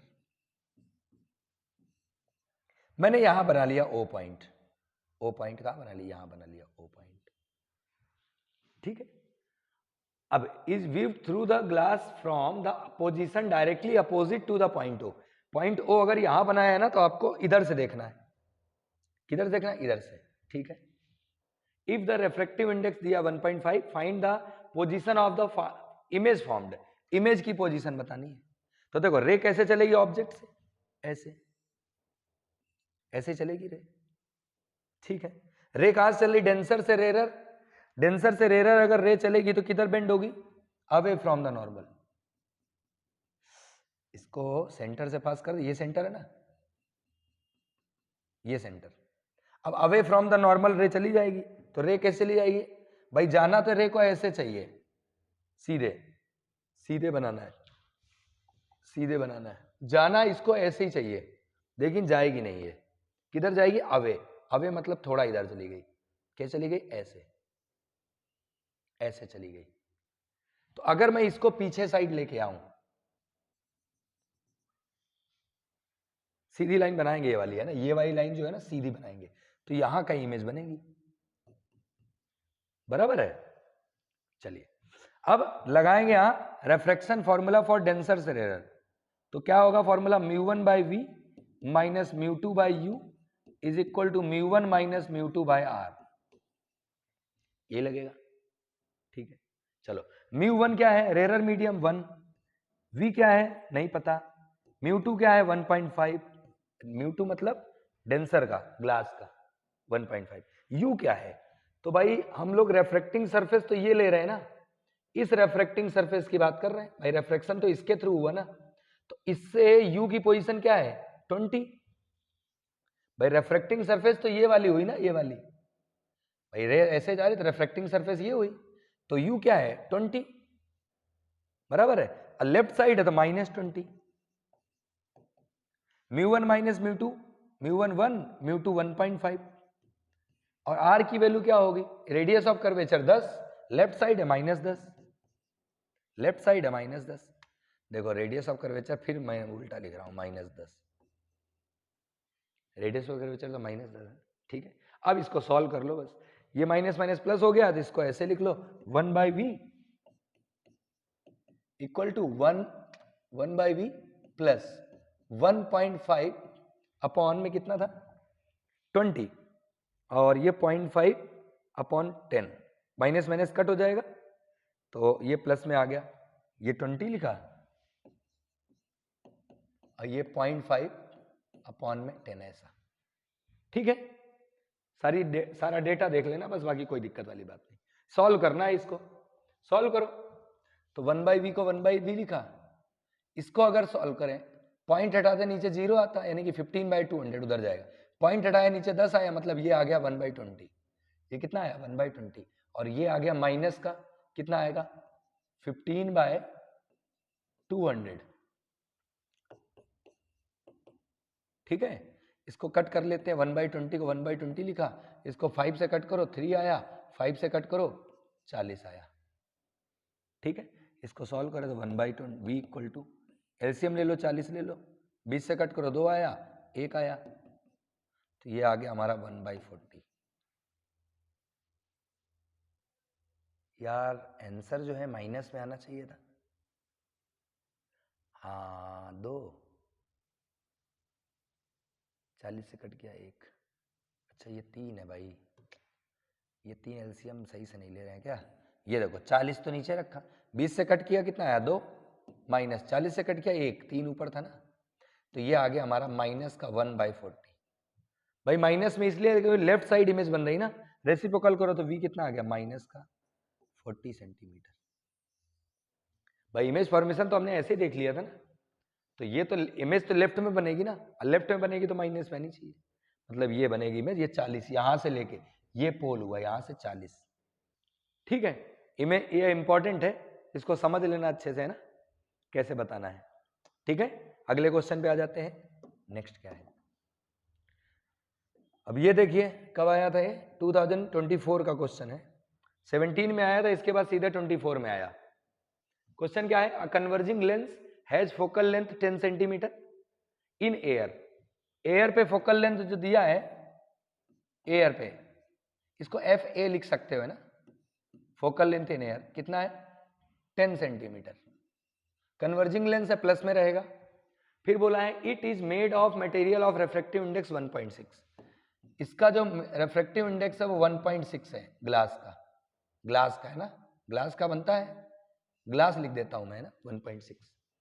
बोला if it is immersed in a liquid of refractive index 1.3। ठीक है, लिक्विड का रिफ्रैक्टिव इंडेक्स दे दिया है 1.3, what will be it's new focal length, मतलब इसकी फोकल लेंथ क्या होगी नई, अगर पानी में डुबाएंगे, लिक्विड में डुबाएंगे तो, मतलब focal length liquid. Most important pattern है ये, वैसे तो सारे इंपॉर्टेंट है, देखो जो मैं क्वेश्चन कराऊंगा लिमिटेड क्वेश्चन है, 8-10 क्वेश्चन होंगे बस, लेकिन सारे इंपॉर्टेंट है, हो सकता है इनमें से कोई क्वेश्चन आपको फाइनल एग्जाम में मिल जाए। देखो ये हमारा जो है ना, इसमें कहानी कुछ ऐसी है कि पहले लेंस हमने कहाँ रखा, एयर पे, जब एयर पे रखा आपने लेंस तो फोकल लेंथ एयर पे आई, फिर मैंने इसी लेंस को लिक्विड में डिप कर दिया तो फोकल लेंथ लिक्विड में आएगी। ठीक है, तो इसको ऐसे लिखेंगे इन एयर, जब लेंस हमारा एयर पे है तो फॉर्मूला हमारा लगेगा लेंस मेकर, फॉर्मूला क्या होता है μ-1 और bracket of 1/r1 minus 1/r2, ये होता है फॉर्मूला। ये हो गया एयर वाली कंडीशन। अब इसी को जब हम डिप करेंगे लिक्विड में, इन लिक्विड, जब लिक्विड में डिप करेंगे तो फोकल लेंथ कहां पे आएगा, लिक्विड पे, बस रेफ्रेक्टिव इंडेक्स में चेंज आएगा। भाई ग्लास का तो रेफ्रेक्टिव इंडेक्स रहेगा ही, लेकिन लिक्विड के रिस्पेक्ट में, यहां पर एयर के रिस्पेक्ट में। जब लेंस को एयर पे रखेंगे तो फोकल लेंथ एयर की आएगी, और रेफ्रेक्टिव इंडेक्स रहेगा तो ग्लास, लेकिन सराउंडिंग एयर। ठीक, ये सारा खेल इस जगह का है, ये तो बदलेगा ही नहीं ना। यहां पर जो पानी में डुबा दिया लिक्विड में, फोकल लेंथ लिक्विड में आएगी, ग्लास का तो बना ही था ग्लास का, लेकिन सराउंडिंग लिक्विड है तो लिक्विड यहां आएगा, बस इस चीज का ध्यान रखेंगे -1। जब मैंने लेंस मेकर फॉर्मूला करवाया था तो वहां इस बात का जिक्र करा था बहुत कायदे में, कि आप इसी पॉइंट का ध्यान रखोगे, रेफ्रेक्टिव इंडेक्स का। अब हम इन दोनों को डिवाइड करके सॉल्व कर लेते हैं, तो 1/2 कर दो, इक्वेशन नंबर 1/2, इक्वेशन 1/2 जैसे करेंगे क्या आएगा 1/FA, या आएगा 1/FL बराबर, ये बचेगा म्यू ग्लास -1 और ये बचेगा म्यू ग्लास ये लिक्विड -1, बाकी R1 वाला टर्म्स तो कट हो जाएगा ये, भाई 1/r1 माइनस 1/r2 दोनों में कट जाएगा। अब इसको सॉल्व कर लो। कैसे? वैल्यूज रखना है बस। एक काम करो, म्यू ग्लास को भी म्यू ग्लास लिख दो -1। इसको क्या लिख सकते हैं? Mu glass by mu liquid लिख सकते हैं माइनस, ऐसा लिख सकते हैं। ये FL ऊपर पहुंच गया, FA नीचे है। ये बचा हमारे पास, एलसीएम ले लेंगे, म्यू ग्लास -1, यहां क्या आएगा? Mu G minus mu L, ये आएगा। म्यू एल नीचे बचेगा लिक्विड का, ये ऊपर पहुंच गया। तो हमारे पास ये आ गया रिफ्रैक्टिव इंडेक्स ऑफ लिक्विड, और ये ग्लास -1 अपॉन में ग्लास माइनस लिक्विड, ये होता है। ऐसा ही आएगा जब भी लिक्विड में डिप करेगा ना, ऐसा ही रिलेशन बनेगा। आप इसको थोड़ा ध्यान भी रख सकते हो, अगर मन हो तो रख सकते हो। फिलहाल फोकल लेंथ ऑफ लिक्विड निकालना था, इसका फोकल लेंथ 10 दिया था। लिक्विड का कितना दिया था? 1.3, और ग्लास का कितना दिया था? 1.6। 1.6 माइनस 1.3, सॉल्व करें। 1.3 को 1.3, ये बचेगा 1.6 में गया ना, 0.6। ठीक है, सॉल्व तो कर ही लेंगे अपन। ये बचा 0.3, पॉइंट से पॉइंट हटा दो, ऐसा। ठीक है, 3 से कट करो, ऊपर 2 आया, 2 इंटू 13 कितना हो गया? 26, 10। 10 से 10 कट कर देना, फोकल लेंथ आ गया 26 सेंटीमीटर। ठीक है, तो ये आ गया हमारा आंसर। ठीक है,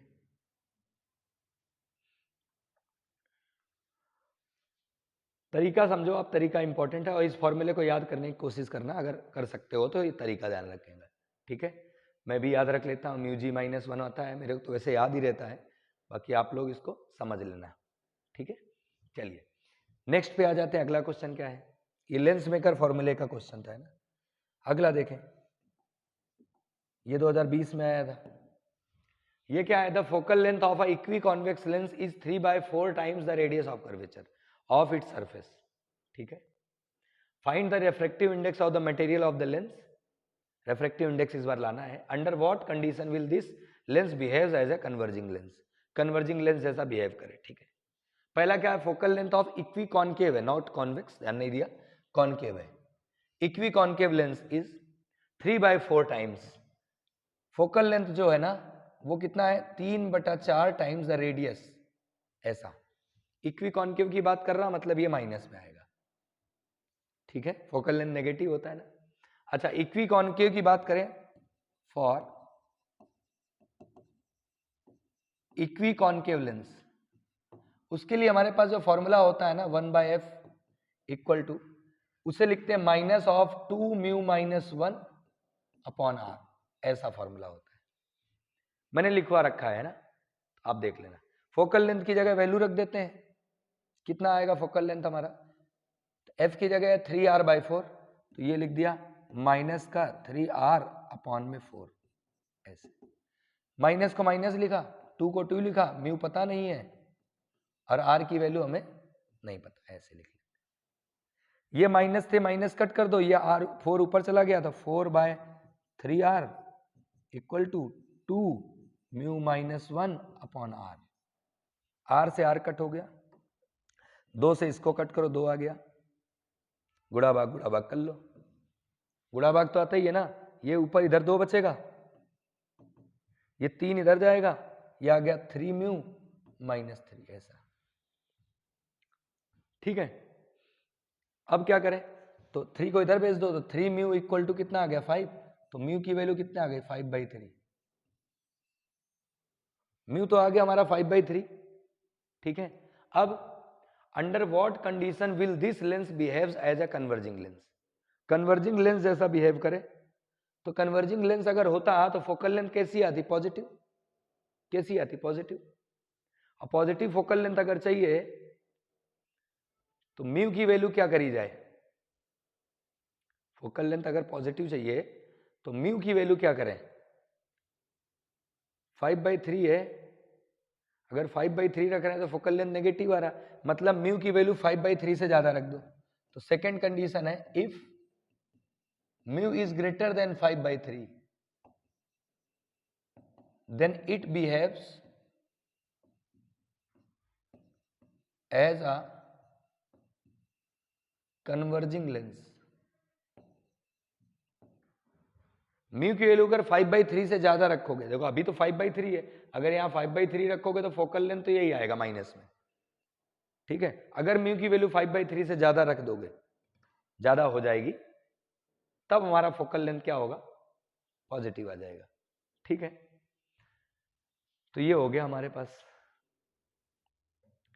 ठीक है। अब वैल्यू रख के देख भी सकते हैं, ठीक है। अगले क्वेश्चन पे आते हैं, नेक्स्ट क्या है।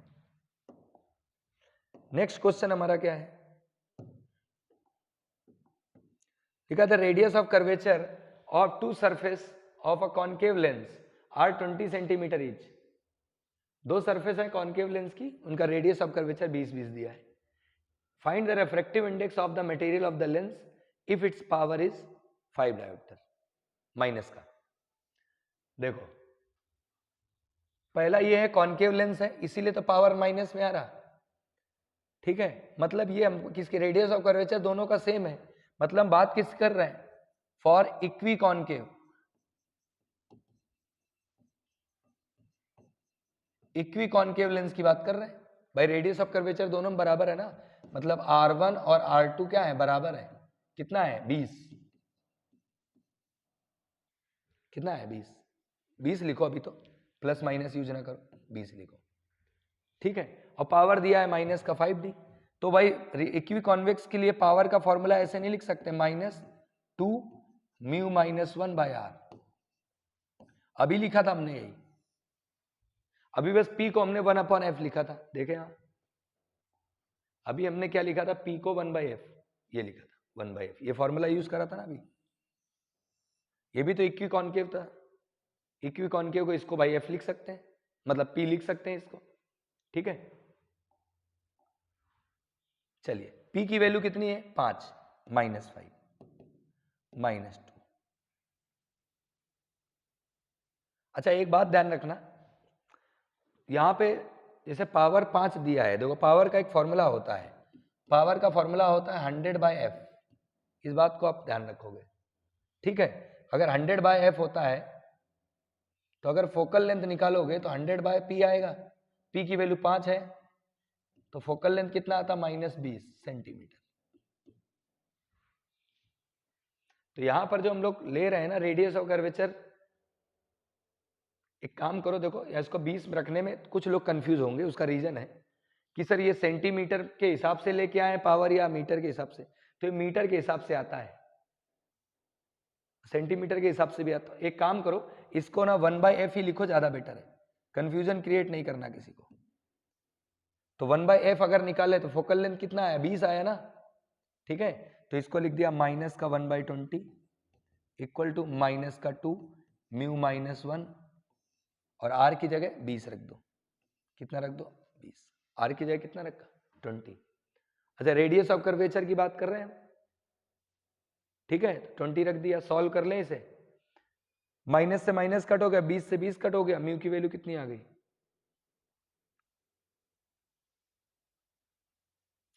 देखो ये 20 से 20 कट कर लो, देखो ऐसा करो, माइनस से माइनस कट करो, 20 से 20, तो यहाँ क्या बचेगा, 1 बचेगा। 1 इक्वल टू, एक काम करो ना, 20 को उधर भेज दो भाई, मैं नहीं चाहता कि किसी को कैलकुलेशन में दिक्कत आए, ऐसे 20 से 20 कट हो गया, माइनस से माइनस, तो 1 बचेगा, नीचे भेज दो, तो ये आएगा म्यू -1 इक्वल टू हाफ।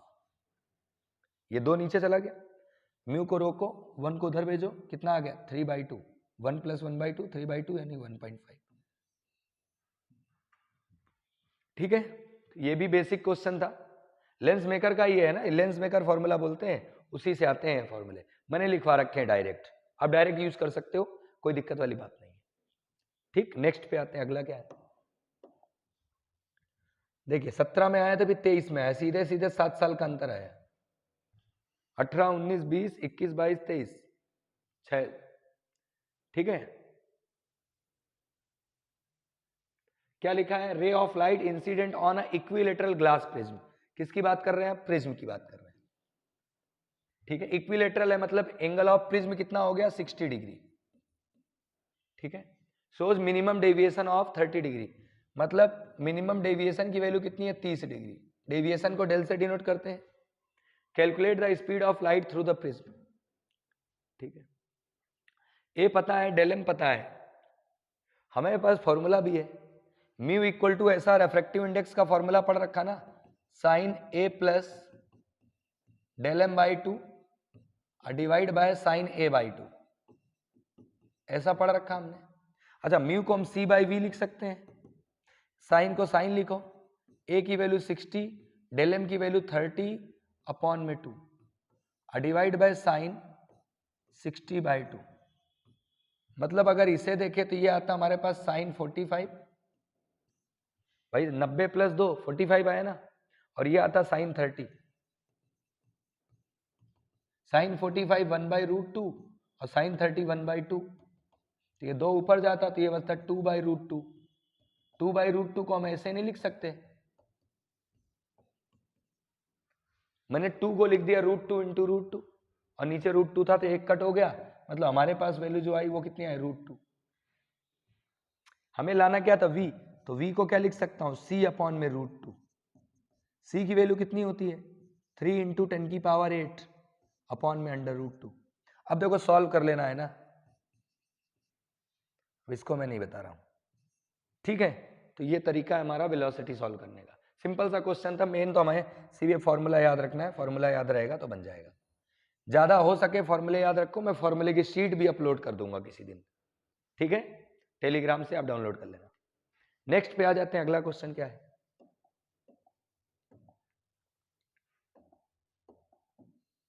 लिखा है one face of prism of refracting angle 30 degree.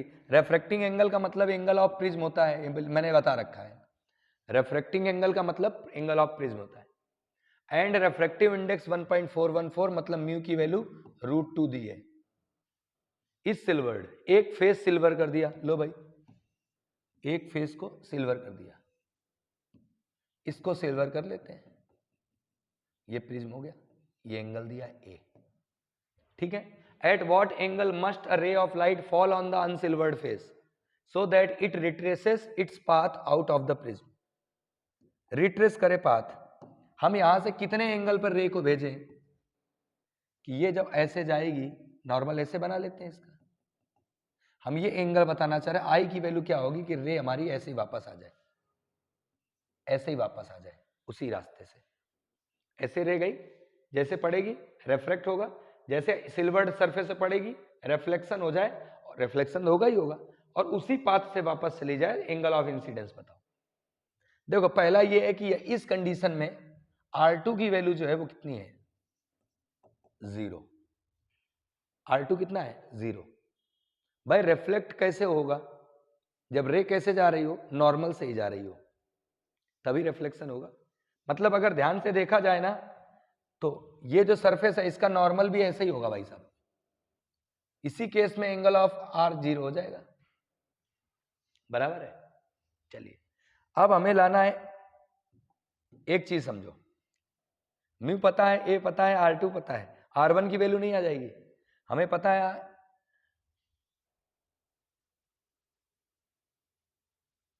Condition दी होगी मिनिमम डेविएशन तभी लगाएंगे, इस बात का ध्यान रखेंगे आप लोग। जब तक मिनिमम डेविएशन की कंडीशन ना दी हो तब तक आप नहीं लगा सकते हो कंडीशन, ये ध्यान रखेंगे, है ना। तो मैं यहां पर ऐसे लिख सकता हूं, लेकिन a equal to R1 plus R2, ये तो मिनिमम डेविएशन की कंडीशन है नहीं, a को मैंने लिख दिया 30, R1 की वैल्यू पता नहीं थी, R2 0 था, तो R1 की वैल्यू कितनी आ गई 30 डिग्री, R1 आ गया। म्यू इक्वल टू नहीं लिख सकते sign I by sine R1, यही तो एंगल R1 होता है, ठीक है। सॉल्व कर लो यहीं पर, म्यू की वैल्यू रूट 2,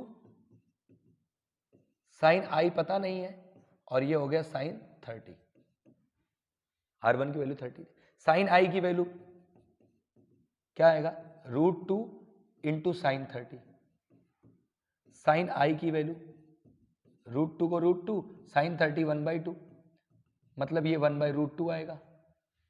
भाई 2 को तो रूट 2 इंटू रूट 2 लिख सकते हैं ना, एक √2 से √2 कट जाएगा, एक बचेगा। और साइन ये 1/√2 साइन में किसकी वैल्यू होती है? 45 की। मतलब आई की वैल्यू कितनी आ गई? 45। मतलब इस रे को 45 डिग्री से आप प्रोजेक्ट करते तो ये कंडीशन आ जाती है। इंपॉर्टेंट क्वेश्चन पूछा जाता है ऐसा। अच्छा, एक मैंने और कंडीशन बताई थी कि कभी ऐसा हो कि रे हमारी ऐसे चली जाती, उस केस में R2 कितना होता? अगर रे हमारी ऐसे आ रही है और ऐसे चली जाए तो E पहली बात तो 90 हो जाता। E कितना हो जाता? 90 एंगल ऑफ इमरजेंस। और R2 की वैल्यू हम सॉल्व कर लेते वहां से।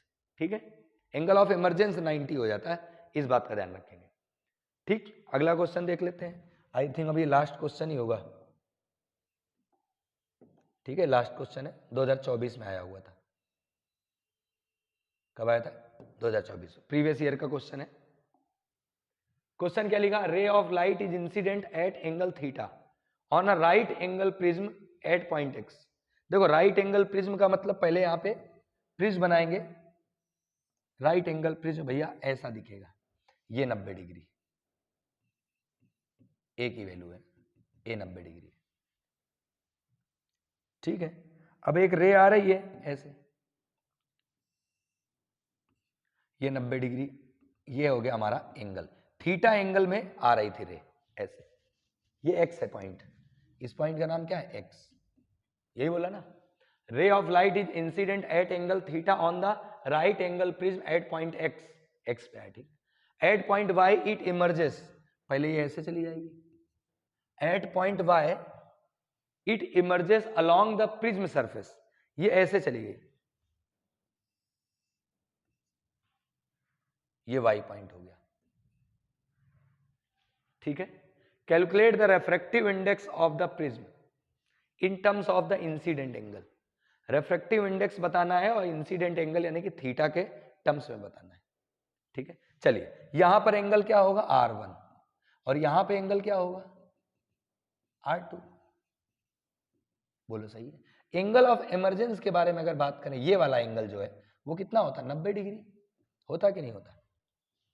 अभी जस्ट बताया था यही केस कि एंगल ऑफ इमरजेंस 90 हो जाता अगर प्रिज्म की सरफेस सही चला जाए। एक काम करो, हमें लाना पहले क्या है? रेफ्रेक्टिव इंडेक्स लाना है, रेफ्रेक्टिव इंडेक्स लाना है, लेकिन लाना है in terms of incident angle theta. ठीक है, एक काम करो, पहले इस सरफेस के लिए स्नेल्स लॉ लगाओ। तो लिख लेते हैं according to Snell's law,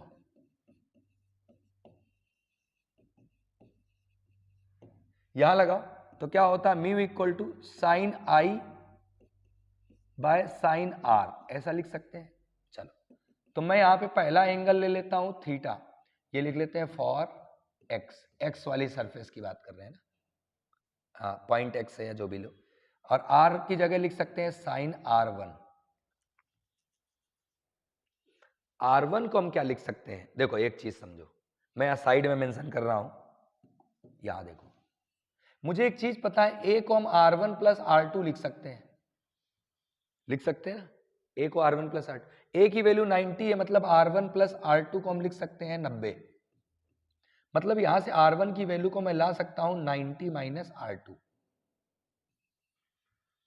R1 को क्या लिख 90 माइनस R2, तो मैं इसको लिख देता हूं ना 90 माइनस R2, तो म्यू को म्यू लिखा, साइन थीटा को साइन थीटा लिखा, साइन को साइन लिखा, और R1 की जगह लिख दिया 90 माइनस R2। ठीक है, साइन 90 माइनस थीटा क्या होता है? Cos theta. तो ये आ गया हमारे पास साइन थीटा अपॉन में इसको लिखेंगे हम cos R2।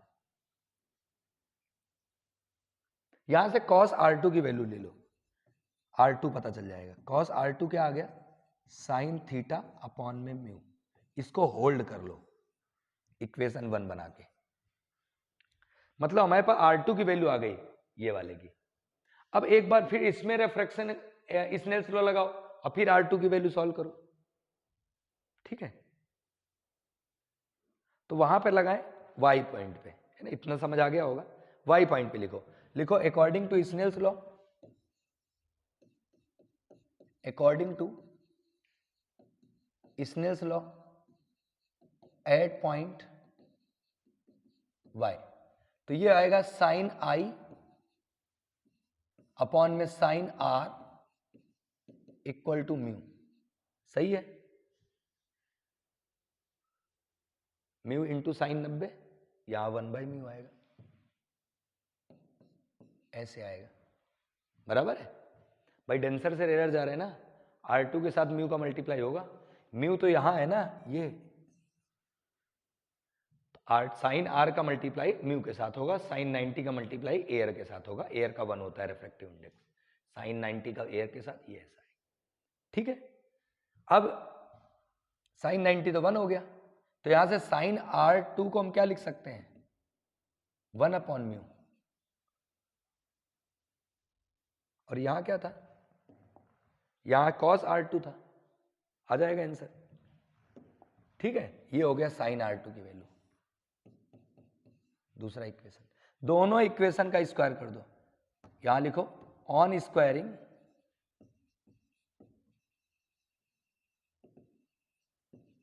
Equation 1 and 2 and adding, और इसे क्या करेंगे, ऐड कर देंगे। तो इक्वेशन 1 क्या थी हमारे पास, साइन में थी ना, साइन सॉरी cos R2 का स्क्वायर इक्वल टू, राइट वाले को छोड़ देंगे, हम लिखेंगे cos R2 cos square R2, इसका है sine square R2 equal to LHS part उसका था साइन थीटा बाय म्यू का होल स्क्वायर, अब प्लस इसका है 1/म्यू का स्क्वायर, ऐसा। ठीक है, sine square theta plus cos square theta क्या होता है, 1। समझ आया क्यों करा था, तो ये हो गया 1। तो यहां क्या बचा इसमें, ये बचा sine square theta upon mu square plus 1/म्यू स्क्वायर इक्वल टू 1। हमें लाना क्या था, रेफ्रेक्टिव इंडेक्स की वैल्यू। ठीक है, तो सॉल्व कर लो, इसको उधर ले जाओ, एलसीएम ले लो ना, तो इसको ऐसे लिख लो, साइन स्क्वायर थीटा प्लस 1/में म्यू स्क्वायर इक्वल टू 1, ऐसा आएगा। ठीक है, तो म्यू स्क्वायर की वैल्यू कितनी आ गई, 1 plus sign square theta. Mu लाना था, रेफ्रेक्टिव इंडेक्स कितना आ गया, √1 प्लस साइन स्क्वायर थीटा, यही आंसर आएगा। तरीका थोड़ा सा लग रहा होगा कि नया, अगर कभी ऐसा आता है तो कैसे सॉल्व करेंगे। देखो तरीका कुछ ये है कि आपका थोड़ा मैथमेटिक्स में थोड़ा ध्यान रखना है। देखो ये तो क्लियर था कि यहाँ स्नेल्स लॉ लगाना पड़ेगा, और वहां 90 इसीलिए दिया था ताकि स्नेल्स लॉ लगे। अब स्नेल्स लॉ तो लगा लिया, अब ये वैल्यू भी आ गई। अब R1 की वैल्यू को हम चेंज इसलिए कर रहे थे कि 90 क्यों दिया है भाई, प्रिज्म एंगल 90 दिया क्यों है, कोई तो रीजन होगा, तो इसीलिए दिया था ताकि आप यहाँ से वैल्यू सॉल्व कर ले। और R1 की वैल्यू को R2 के टर्म्स में लिखा, और यहाँ से हमारे पास R2 एक ऐसा जो टर्म आ सकता है, उधर वाले में भी R2 मिलेगा, इधर वाले में भी R2 मिलेगा, इधर भी मिल गया, तो यहाँ से cos R2 निकाला, वहां से sin R2 निकाला। फिर इतना ध्यान रखना पड़ेगा कि दोनों का स्क्वायर करके हम ऐड करेंगे तभी कुछ हो सकता है। तो अब तो फिलहाल आ ही जाएगा, कोई दिक्कत वाली बात नहीं है। ठीक है, तो इस तरह से हमारा ये रे ऑप्टिक्स वाला टॉपिक पूरा कंप्लीट हो गया। ये लेक्चर थोड़ा रह गया था, मैंने इसको भी स्लाइड वगैरह बना कंप्लीट करा है। ठीक है, तो मेरा बस इतना बोलना है, ज़्यादा से ज़्यादा लोगों को शेयर करो और अच्छे से पढ़ो। ठीक है, और अगर कोई डाउट आता है या कुछ भी क्वेश्चन रहते तो आप आराम से कमेंट बॉक्स में कमेंट करें, मैं उनके जवाब भी दे दूंगा। ठीक है, ऐसे ही पढ़ते रहें, आगे बढ़ते रहें, मिलते हैं जल्दी। जय हिंद।